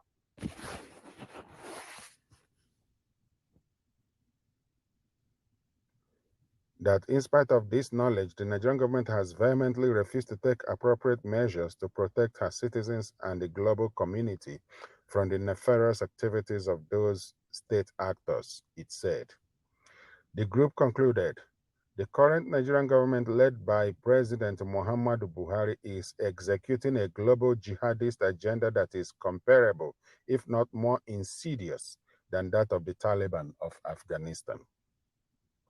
It's even more dangerous because it is mixed with genocidal tendencies. It is in the best interest of the United States and all the democratic countries of the world to identify this threat early and address it now. They are not available anywhere in the world. No church like Redeem, no church like Winners, no church like Mountain of Fire, no church like Chosen, no church like Christ Embassy, no church like Deeper Life in the world. Redeem alone has over 40,000 parishes. Winner alone has 30,000. There are only 10,000 wards in Nigeria where decisions of those who rule these countries are made. So it's not just deliver Nigeria. It should be God, wake up your church. Talk to your general overseers. The church community is an imprisoned community. Our general overseers have imprisoned us. They must release us, mobilize us, encourage us to go to the grassroots. Politics is grassroots. You know, I have done politics before. I have campaigned, I've been voted for. I was a deputy speaker of a state. I know how it works. It's not just prayer. We have prayed, and God has answered the prayers. The answer is that He has given us people. Next to God's power is political power. And I want what I am saying to be carried live. Next to God's power is political power. And political power is people giving. And God has given us people. What else do you want Him to do for us? You want God to come from heaven and be casting vote? You want God to go to the world and become world chairman? No, the 7 ESCO in each ward, they are the one that determine who is the president. We can't change Nigeria except we change the National Assembly. This evil law called Constitution, this is jihadist constitution. This is oligarchy constitution. This is a constitution that put the whole of the country under one tribe. This constitution cannot allow to go. And it cannot change until you change the men at the National Assembly. The men at the National Assembly will not change until you select new people that will replace them. So the church must wake up. And not only church, patriotic Nigerians must wake up in the name of Jesus. And you don't win on social media. You don't win on Facebook. You go to the grassroots. Me and you must be attending world meeting. And we will put our good people there. It is the people at the world that are called delegates. It is delegates that select who will be the president, who will be the governor, who will be the senator. If you are not there, you are at the back of the fence. If you pray from now till next year, and you are not there, you say prayer in vain. Church must wake up. And that's what I'm telling the whole church, and I'm telling you now. I don't know why God sent me to politics when I went. But you see, God has to send Joseph to Pharaoh's house. Joseph has to be raised in the palace to understand the palace culture, and then God returned him to defeat Egypt. By the grace of God, we will take Nigeria back. This country must be restructured. We must go back to true federalism. Nigeria was a negotiated country. Nigeria is not one country. Nigeria is a country of many nations. How can one ethnic group dominate everybody? It will not happen. It will not happen again. This year, God will deliver this country.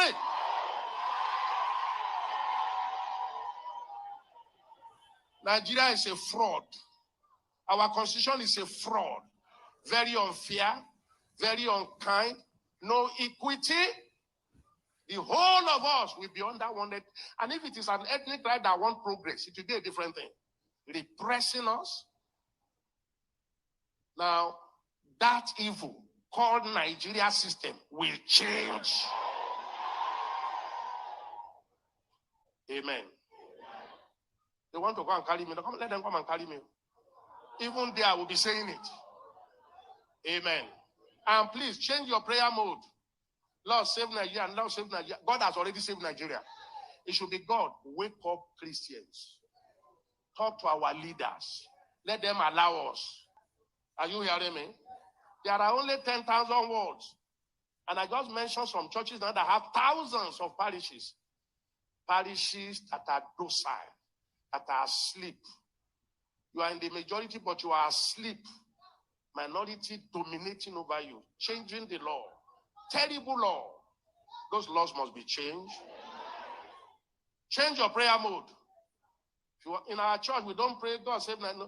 We just pray one country. Nigeria is not one nation. That's the first law we told ourselves. One nation. This country is not one nation. This country is many nations tied together by force. We must agree how to be one. We are not saying we are going to divide, but let everyone rule himself at his own pace, and let's meet at the center. Let's be like the United States of America. New York and New Jersey, they are side by side. They have different laws, different policemen, different constitution. That's what it should be. Not somebody will dictate in Abuja, and that is all of us must do. Slow down our education, slow down our economy, slow down our military, make Nigeria unsafe. This civil system, die today! Amen. I don't know why God took me to politics in 1991. You know, what I saw in politics, I can't see it from the pulpit. That's why sometimes I don't blame our daddies. They can't see it. Let's pray, oh, let's pray. Oh. You pray until they cut your neck. You pray until they abduct all your children. No, we have prayed enough. We will still be praying. Time for action. Time for action. Time for action. I am going to tell you more about it later. I'm writing a book that is circulating all over the country now. And I have been around here for 49 years with you. And some of you are blaming me when I went into politics. God made my eyes to open. Nigeria will not be free until we send away these evil politicians. They must be replaced. And our constitution must be rewritten in the name of Jesus. Do you still like me? All right.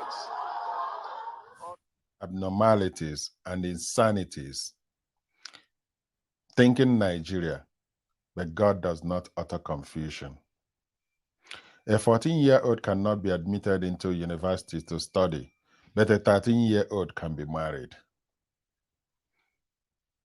Former governor actually traveled to another country, Egypt, to marry a 13-year-old. Yerima of Zamfara State. A school certificate holder cannot become a director in the civil service, but a school certificate holder can become president and commander-in-chief of the entire country. The country is among the major oil-producing countries in the world, but it imports fuel it consumes. It imports the fuel that it consumes, an oil and gas producing country, Nigeria.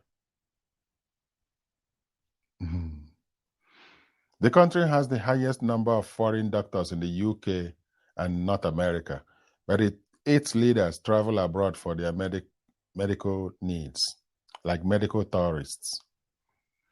The country shoots armless protesters, but holds peace parleys with bandits, kidnappers, and terrorists. The country rehabilitates terrorists, but their victims languish in refugee camps. Victims of the terrorists are in fact, they bomb them from the air. The Nigerian Air Force bombs them from the air.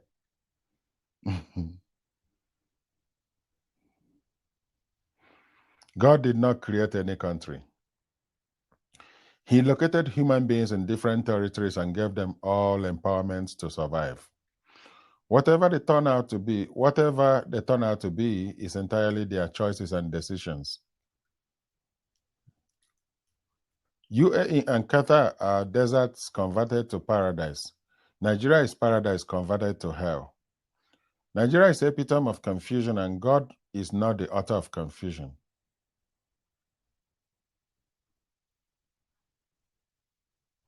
We can right this wrong.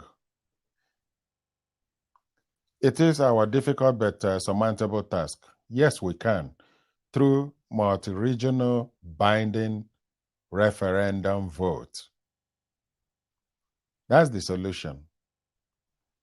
If we don't skirt around it, we can get to that solution in hours. And then we can plan on how to get ourselves cleaned up. so that the healing process will start.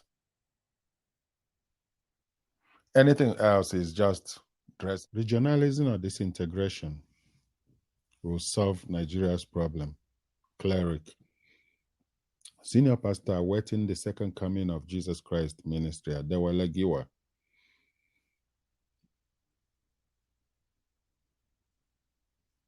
Adewale Giwa has called on all Nigerians to embrace regionalism, saying it would solve many challenges facing the country.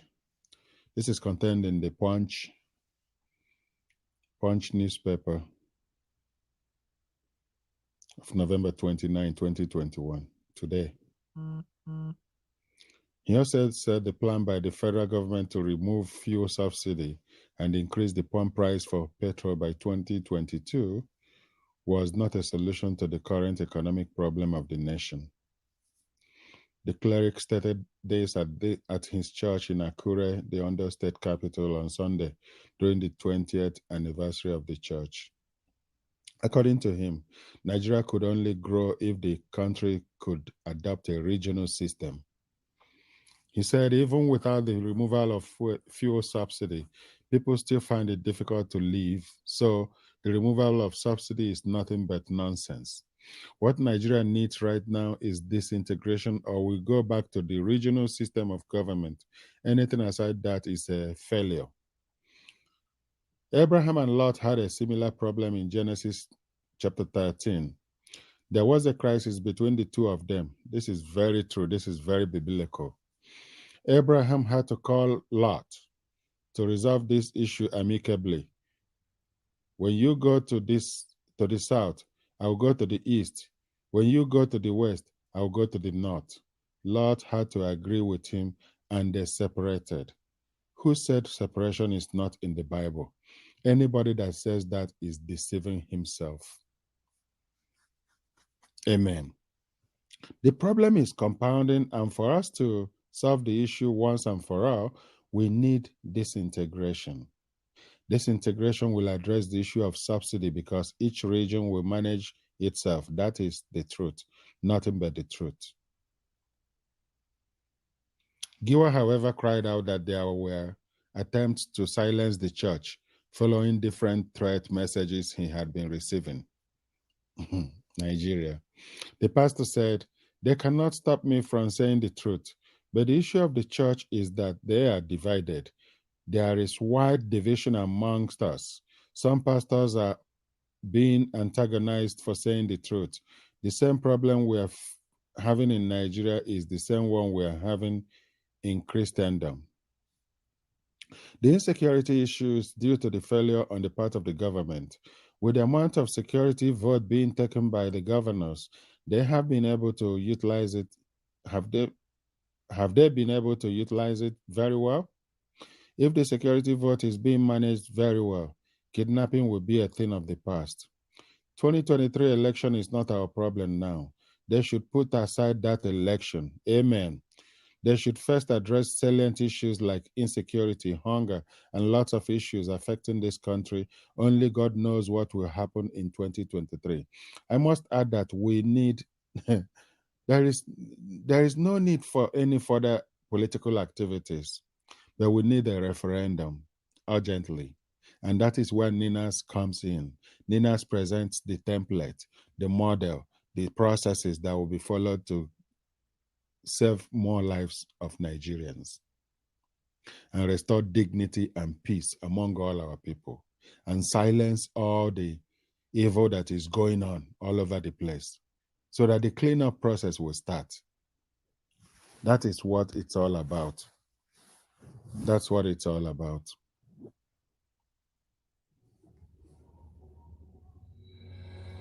NINAS, the Nigerian Indigenous Nationality Alliance for Self-Determination, is an alliance of ethnic nationalities from the Middle Belt, Southwest, and Lower Niger region. On the 16th of December 2020, NINAS declared a constitutional force majeure against the illegitimate 1999 constitution. NINAS demanded that the federal government acknowledge the constitutional grievances expressed by the ethnic nationalities, as well as begin the decommissioning of the 1999 Constitution, and no further election should be conducted on the 1999 Constitution until all grievances are resolved. To support NIAS and the constitutional force majeure, sign the petition at www.ninasffn.org/register to end 1999 Constitution now. To speak with Ninas, call the number 0823 425 4584 or 070 5924 9885.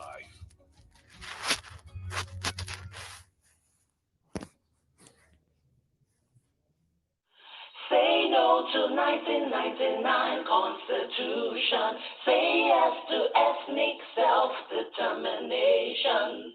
We have a right to fight for our freedom. We must arise and save our nation. You want good road, you sign the petition. Better work, sign the petition. Clean water and light, sign the petition. Security, sign the petition. Healthcare, sign the petition. Better schools, sign the petition. Housing project, sign the petition. Hope for the future, sign the petition. My people, we never tire for these leaders with the oppress us every day. We need to free ourselves before water passing Gary pata pata. Waiting we need Nana to come out to this year 1999 Constitution. We don't baru everything finish. We need to make another new one by a referendum. We will make region control their resources. My people, no, they waste time, yo. As you they hear this message, run now, go to www.ninasffn.org. Make you sign that petition today. No, they waste time, mo. The time for change is now.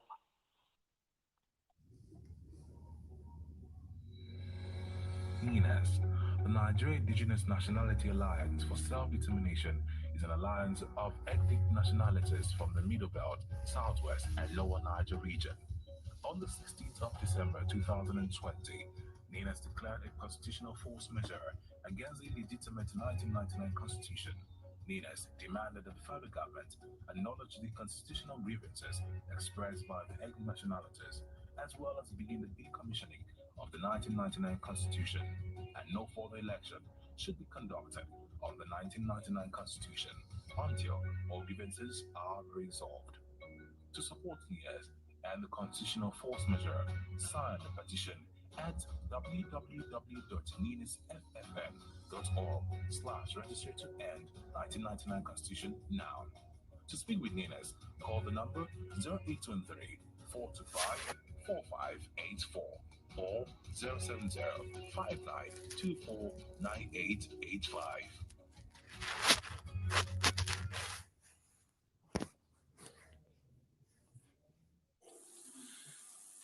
Nigeria nationhood, cohesion, do we have one? I know we don't have one. Nigeria is still yearning for nationhood after her independence since 1960. Perhaps one of the greatest fault lines we have is the way itself by which we came together, cobbled together by Lord Lugard on the 1st of January 1914. Perhaps one of the most or the strongest fault lines is the way we were even named when we were formerly called Royal Niger Company Protectorates. And one young lady felt that name was too long. And she wrote an article in the London Economic Times on the 8th of January 1897. I said we should call that country, that area around the Niger area, which was how we came by the name Nigeria. We didn't really agree that we were going to be one country. The Berlin West African Conference of about 1844 to 1845 merely partitioned West Africa amongst the Portuguese, the Germans, the English people, and all that.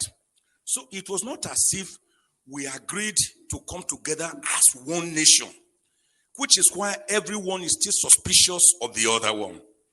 We already had the Hausa city-states, the Igbo city-states, the Karen Bonu Empire. Remember, we had great kingdoms, the Oyo Empire, the Benin Empire, Remember the great role of Oba Ovorami Nogbaise, the man who told the British, don't visit Benin during that holy month in December of 1897.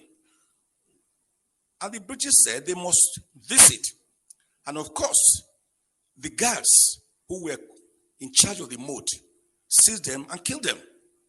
That was what led to the infamous Benin punitive expedition of 1898, February, led by a British who led 1,200 troops. Didn't we know about people like great kings like Oba or like King Jaja of Opobo? They were already there. Moremi, Queen Idia. So we had our set ways of life, and we were happy before the British came with their mercantilism, holding the Bible in one hand, and of course, slave trade on the other hand. A trade that was to ravage us for over 500 years before people like William Wilberforce, Thomas Clarkson, even our own Olaudo Equiano stepped in. And before the great American, Abraham Lincoln, on the 19th of November, 1863, abolished slave trade, for which, of course, he was promptly executed in 1865. So the problems have been there. That is why no Nigerian believes I am a Nigerian. If you ask me, I will say I'm from Ijukwe, a small village near Agenibode, in Esako, East Local Government Area of Edo State. Because unlike what President Kennedy once told the Americans, think not of what your country can do for you, but what you can do for your country.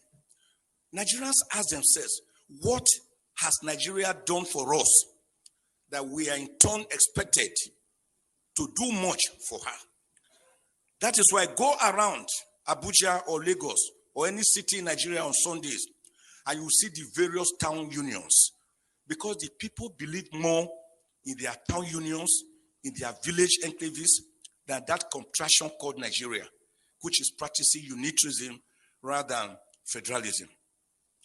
And my bishop brother narrated the history very well. The American Revolution, the independence of 1776, and of course, the Philadelphia Convention between May and September 1787, where they decided to have a more perfect union with 50 confederates coming together. They were already confederates, but they needed to have a more perfect union.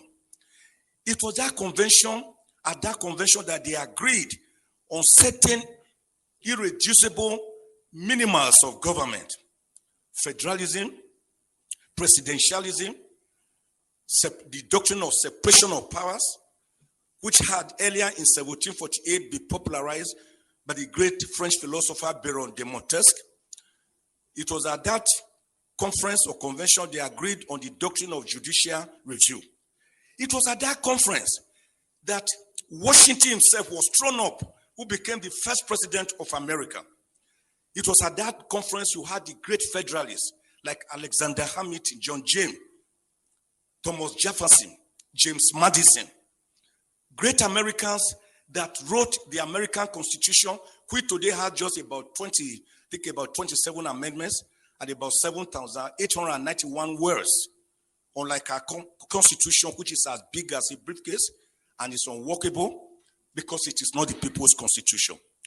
Now, what happened at that conference is that the people decided to come together to believe in a document, in a constitution, which was people-driven. After the 50 states came together, 36 states, and then subjected it to a referendum. So I've always asked the question, why is Nigeria, why are we afraid of that word referendum when we hear of a referendum, plebiscite? Didn't we do it here at least in 1963 on the 10th of August when the Midwest region was separated from the Western region to become the fourth region in Nigeria. So referendum is not something we should be afraid of. The process by which a constitution comes into being is even more important than the contents of that constitution, which is why Nigeria derived the present constitution of 1999, that is actually decree number 24 of 1999. So the American constitution was people-driven, unlike the Nigerian constitution that was a militarily imposed constitution. It can never enjoy the legitimacy, the credibility, the believability, and the autonomy of the people because it is not autonomous. It is not people-driven. So Egypt did it. They had their own constitution. Iraq, Iran, after a referendum, Kenya, South Africa, Morocco, Tunisia, Eritrea. Why can't we have our own constitution? It is not that it will solve all the problems, but it will be the beginning of the solution to the problems so that mutual respect will come in. We cannot have national cohesion in a state of inequity, in a state of social injustice, in a state of religious intolerance, in a state or a situation where some people believe they are born to rule and others are born to serve as clappers and as hewers of wood and drawers of water. Let me end, sir. Since you are warning me, the way late MKO Abiola put it, I always like to mimic him. Great Nigerian who won the presidency but was murdered and he never reigned for one day. He said, you cannot begin to talk about peace. There are different types of peace. In fact, the most peaceful place on earth is the graveyard, the cemetery. But that is not the kind of peace we want.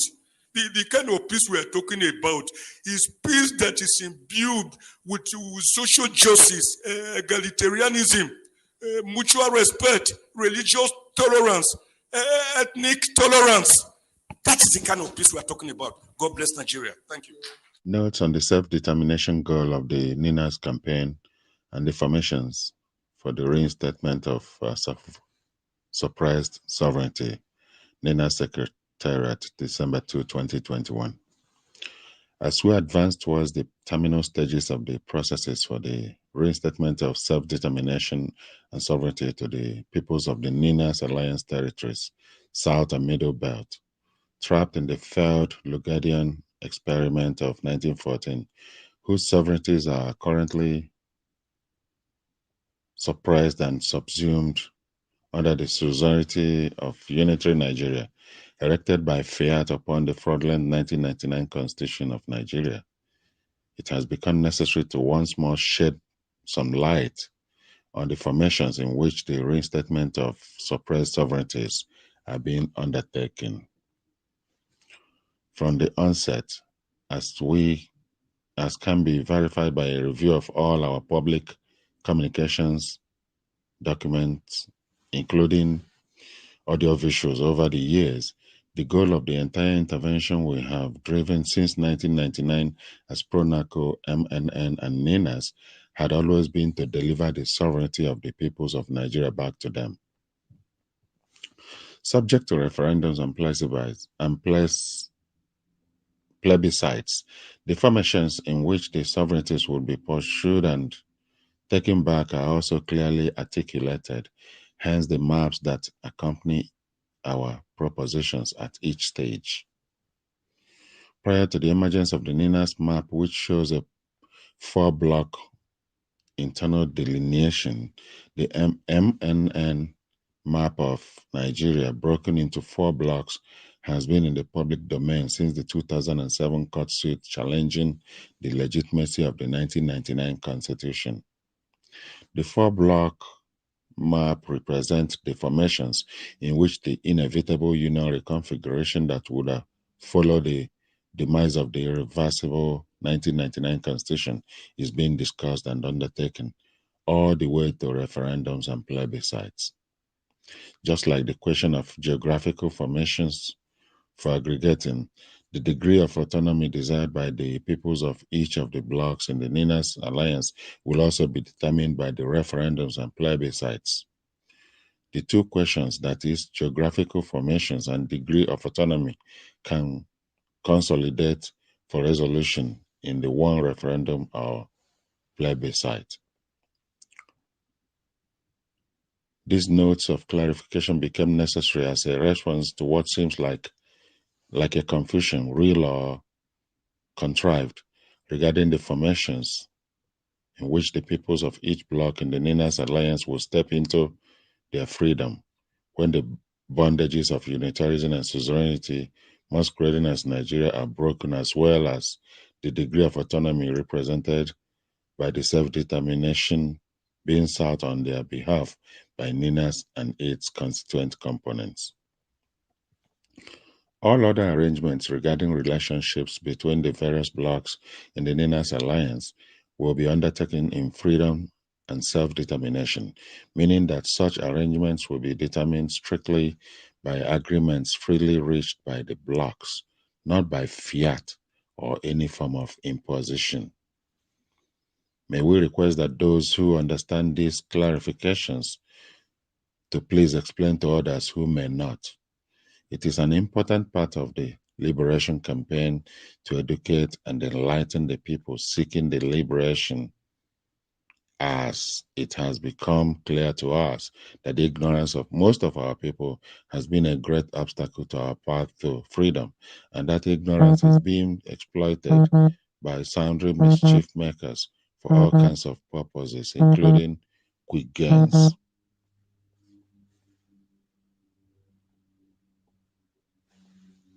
Notes on the self-determination goal of the NINAS campaign and the formations for the reinstatement of suppressed sovereignty, NINAS Secretariat, December 2, 2021.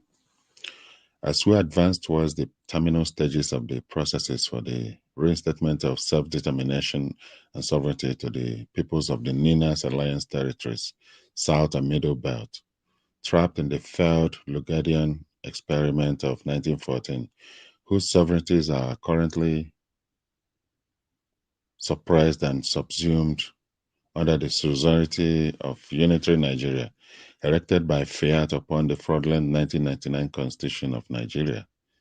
It has become necessary to once more shed some light on the formations in which the reinstatement of suppressed sovereignties are being undertaken. From the onset, as can be verified by a review of all our public communications documents, including audiovisuals over the years, the goal of the entire intervention we have driven since 1999 as PRONACO, MNN, and NINAS had always been to deliver the sovereignty of the peoples of Nigeria back to them. Subject to referendums and plebiscites, the formations in which the sovereignties would be pursued and taken back are also clearly articulated, hence the maps that accompany our propositions at each stage. Prior to the emergence of the NINAS map, which shows a 4-block internal delineation, the MNN map of Nigeria, broken into 4 blocks, has been in the public domain since the 2007 court suit challenging the legitimacy of the 1999 Constitution. The 4-block map represents the formations in which the inevitable union reconfiguration that would follow the demise of the irreversible 1999 Constitution is being discussed and undertaken, all the way to referendums and plebiscites. Just like the question of geographical formations for aggregating, the degree of autonomy desired by the peoples of each of the blocs in the NINAS alliance will also be determined by the referendums and plebiscites. The two questions, that is, geographical formations and degree of autonomy, can consolidate for resolution in the one referendum or plebiscite. These notes of clarification became necessary as a response to what seems like a confusion, real or contrived, regarding the formations in which the peoples of each bloc in the NINAS alliance will step into their freedom when the bondages of unitarianism and suzerainty masquerading as Nigeria are broken, as well as the degree of autonomy represented by the self-determination being sought on their behalf by NINAS and its constituent components.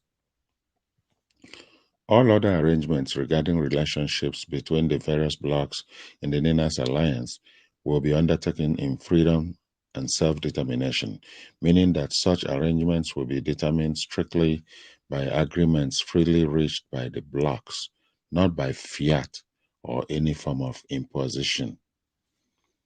May we request that those who understand these clarifications to please explain to others who may not.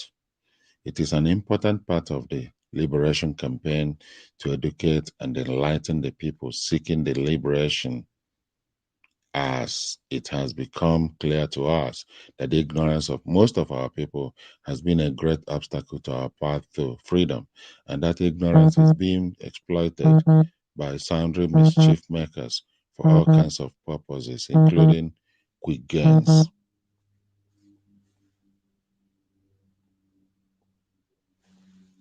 Notes on the self-determination goal of the NINAS campaign and the formations for the reinstatement of suppressed sovereignty. NINAS Secretariat, December 2, 2021. As we advance towards the terminal stages of the processes for the reinstatement of self-determination and sovereignty to the peoples of the NINAS Alliance territories, South and Middle Belt, trapped in the failed Lugadian experiment of 1914, whose sovereignties are currently suppressed and subsumed under the suzerainty of unitary Nigeria, erected by fiat upon the fraudulent 1999 Constitution of Nigeria. It has become necessary to once more shed some light on the formations in which the reinstatement of suppressed sovereignties are being undertaken. From the onset, as can be verified by a review of all our public communications documents, including audiovisuals over the years, the goal of the entire intervention we have driven since 1999 as PRONACO, MNN, and NINAS had always been to deliver the sovereignty of the peoples of Nigeria back to them. Subject to referendums and plebiscites, the formations in which the sovereignties will be pursued and taken back are also clearly articulated, hence the maps that accompany our propositions at each stage. Prior to the emergence of the NINAS map, which shows a 4-block internal delineation, the MNN map of Nigeria, broken into 4 blocks, has been in the public domain since the 2007 court suit challenging the legitimacy of the 1999 Constitution. The 4-block map represents the formations in which the inevitable union reconfiguration that would follow the demise of the irreversible 1999 Constitution is being discussed and undertaken, all the way to referendums and plebiscites. Just like the question of geographical formations for aggregating, the degree of autonomy desired by the peoples of each of the blocs in the NINAS alliance will also be determined by the referendums and plebiscites. The two questions, that is, geographical formations and degree of autonomy, can consolidate for resolution in the one referendum or plebiscite. These notes of clarification became necessary as a response to what seems like a confusion, real or contrived, regarding the formations in which the peoples of each bloc in the NINAS alliance will step into their freedom when the bondages of unitarianism and suzerainty masquerading as Nigeria are broken, as well as the degree of autonomy represented by the self-determination being sought on their behalf by NINAS and its constituent components. All other arrangements regarding relationships between the various blocs in the NINAS alliance will be undertaken in freedom and self-determination, meaning that such arrangements will be determined strictly by agreements freely reached by the blocs, not by fiat or any form of imposition. May we request that those who understand these clarifications to please explain to others who may not. It is an important part of the liberation campaign to educate and enlighten the people seeking the liberation, as it has become clear to us that the ignorance of most of our people has been a great obstacle to our path to freedom, and that ignorance is being exploited by sundry mischief makers for all kinds of purposes, including quick gains.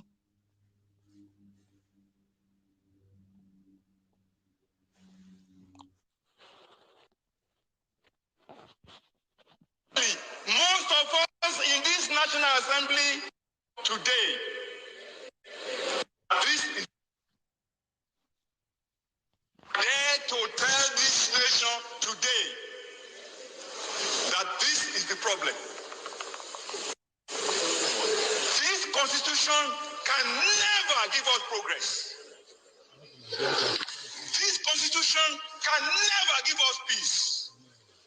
This constitution can never give us unity. And unfortunately, most of us in this National Assembly, we don't have the spine to face what we need to keep this republic to have peace and progress. What do I mean? This constitution has 68 items. 68 on the exclusive list. This constitution has only 12 on the concurrent list. And those 12 are written so nebulously, so fraudulently, that you know that the intention is to even undermine those concurrent lists. The formal name of this republic is Federal Republic of Nigeria. Unfortunately, we don't run a federalist system in Nigeria. Otherwise, what is so unique about all those things that are in the exclusive list? In this chamber, we try to federalize the police system. In this chamber, we failed. Every crime is local. And the solution to every crime is local. The earlier that senators in Nigeria summon the courage to say, we should not continue to deceive ourselves. Dare to tell.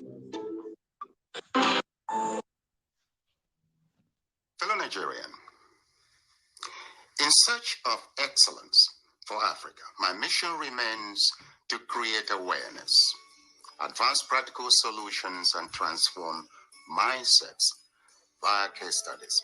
Together, let's midwife deliverance for our race, country, and continent. Please share this video. I am Dr. Israel Noyerem Davidson. Thank you. In 2001, US-led forces overthrew a Taliban-led Afghan government following the 9/11 attacks led by the Al-Qaeda leader Osama bin Laden. For the next 20 years, the US and allies enforced democratic ideals, built up Afghan security forces, and provided operational air cover. The Taliban continued to attacks. Now, eventually, under President Trump, the US promised to pull out if Taliban agreed to stop attacks and hosting terrorist groups. Today, the Taliban militants have declared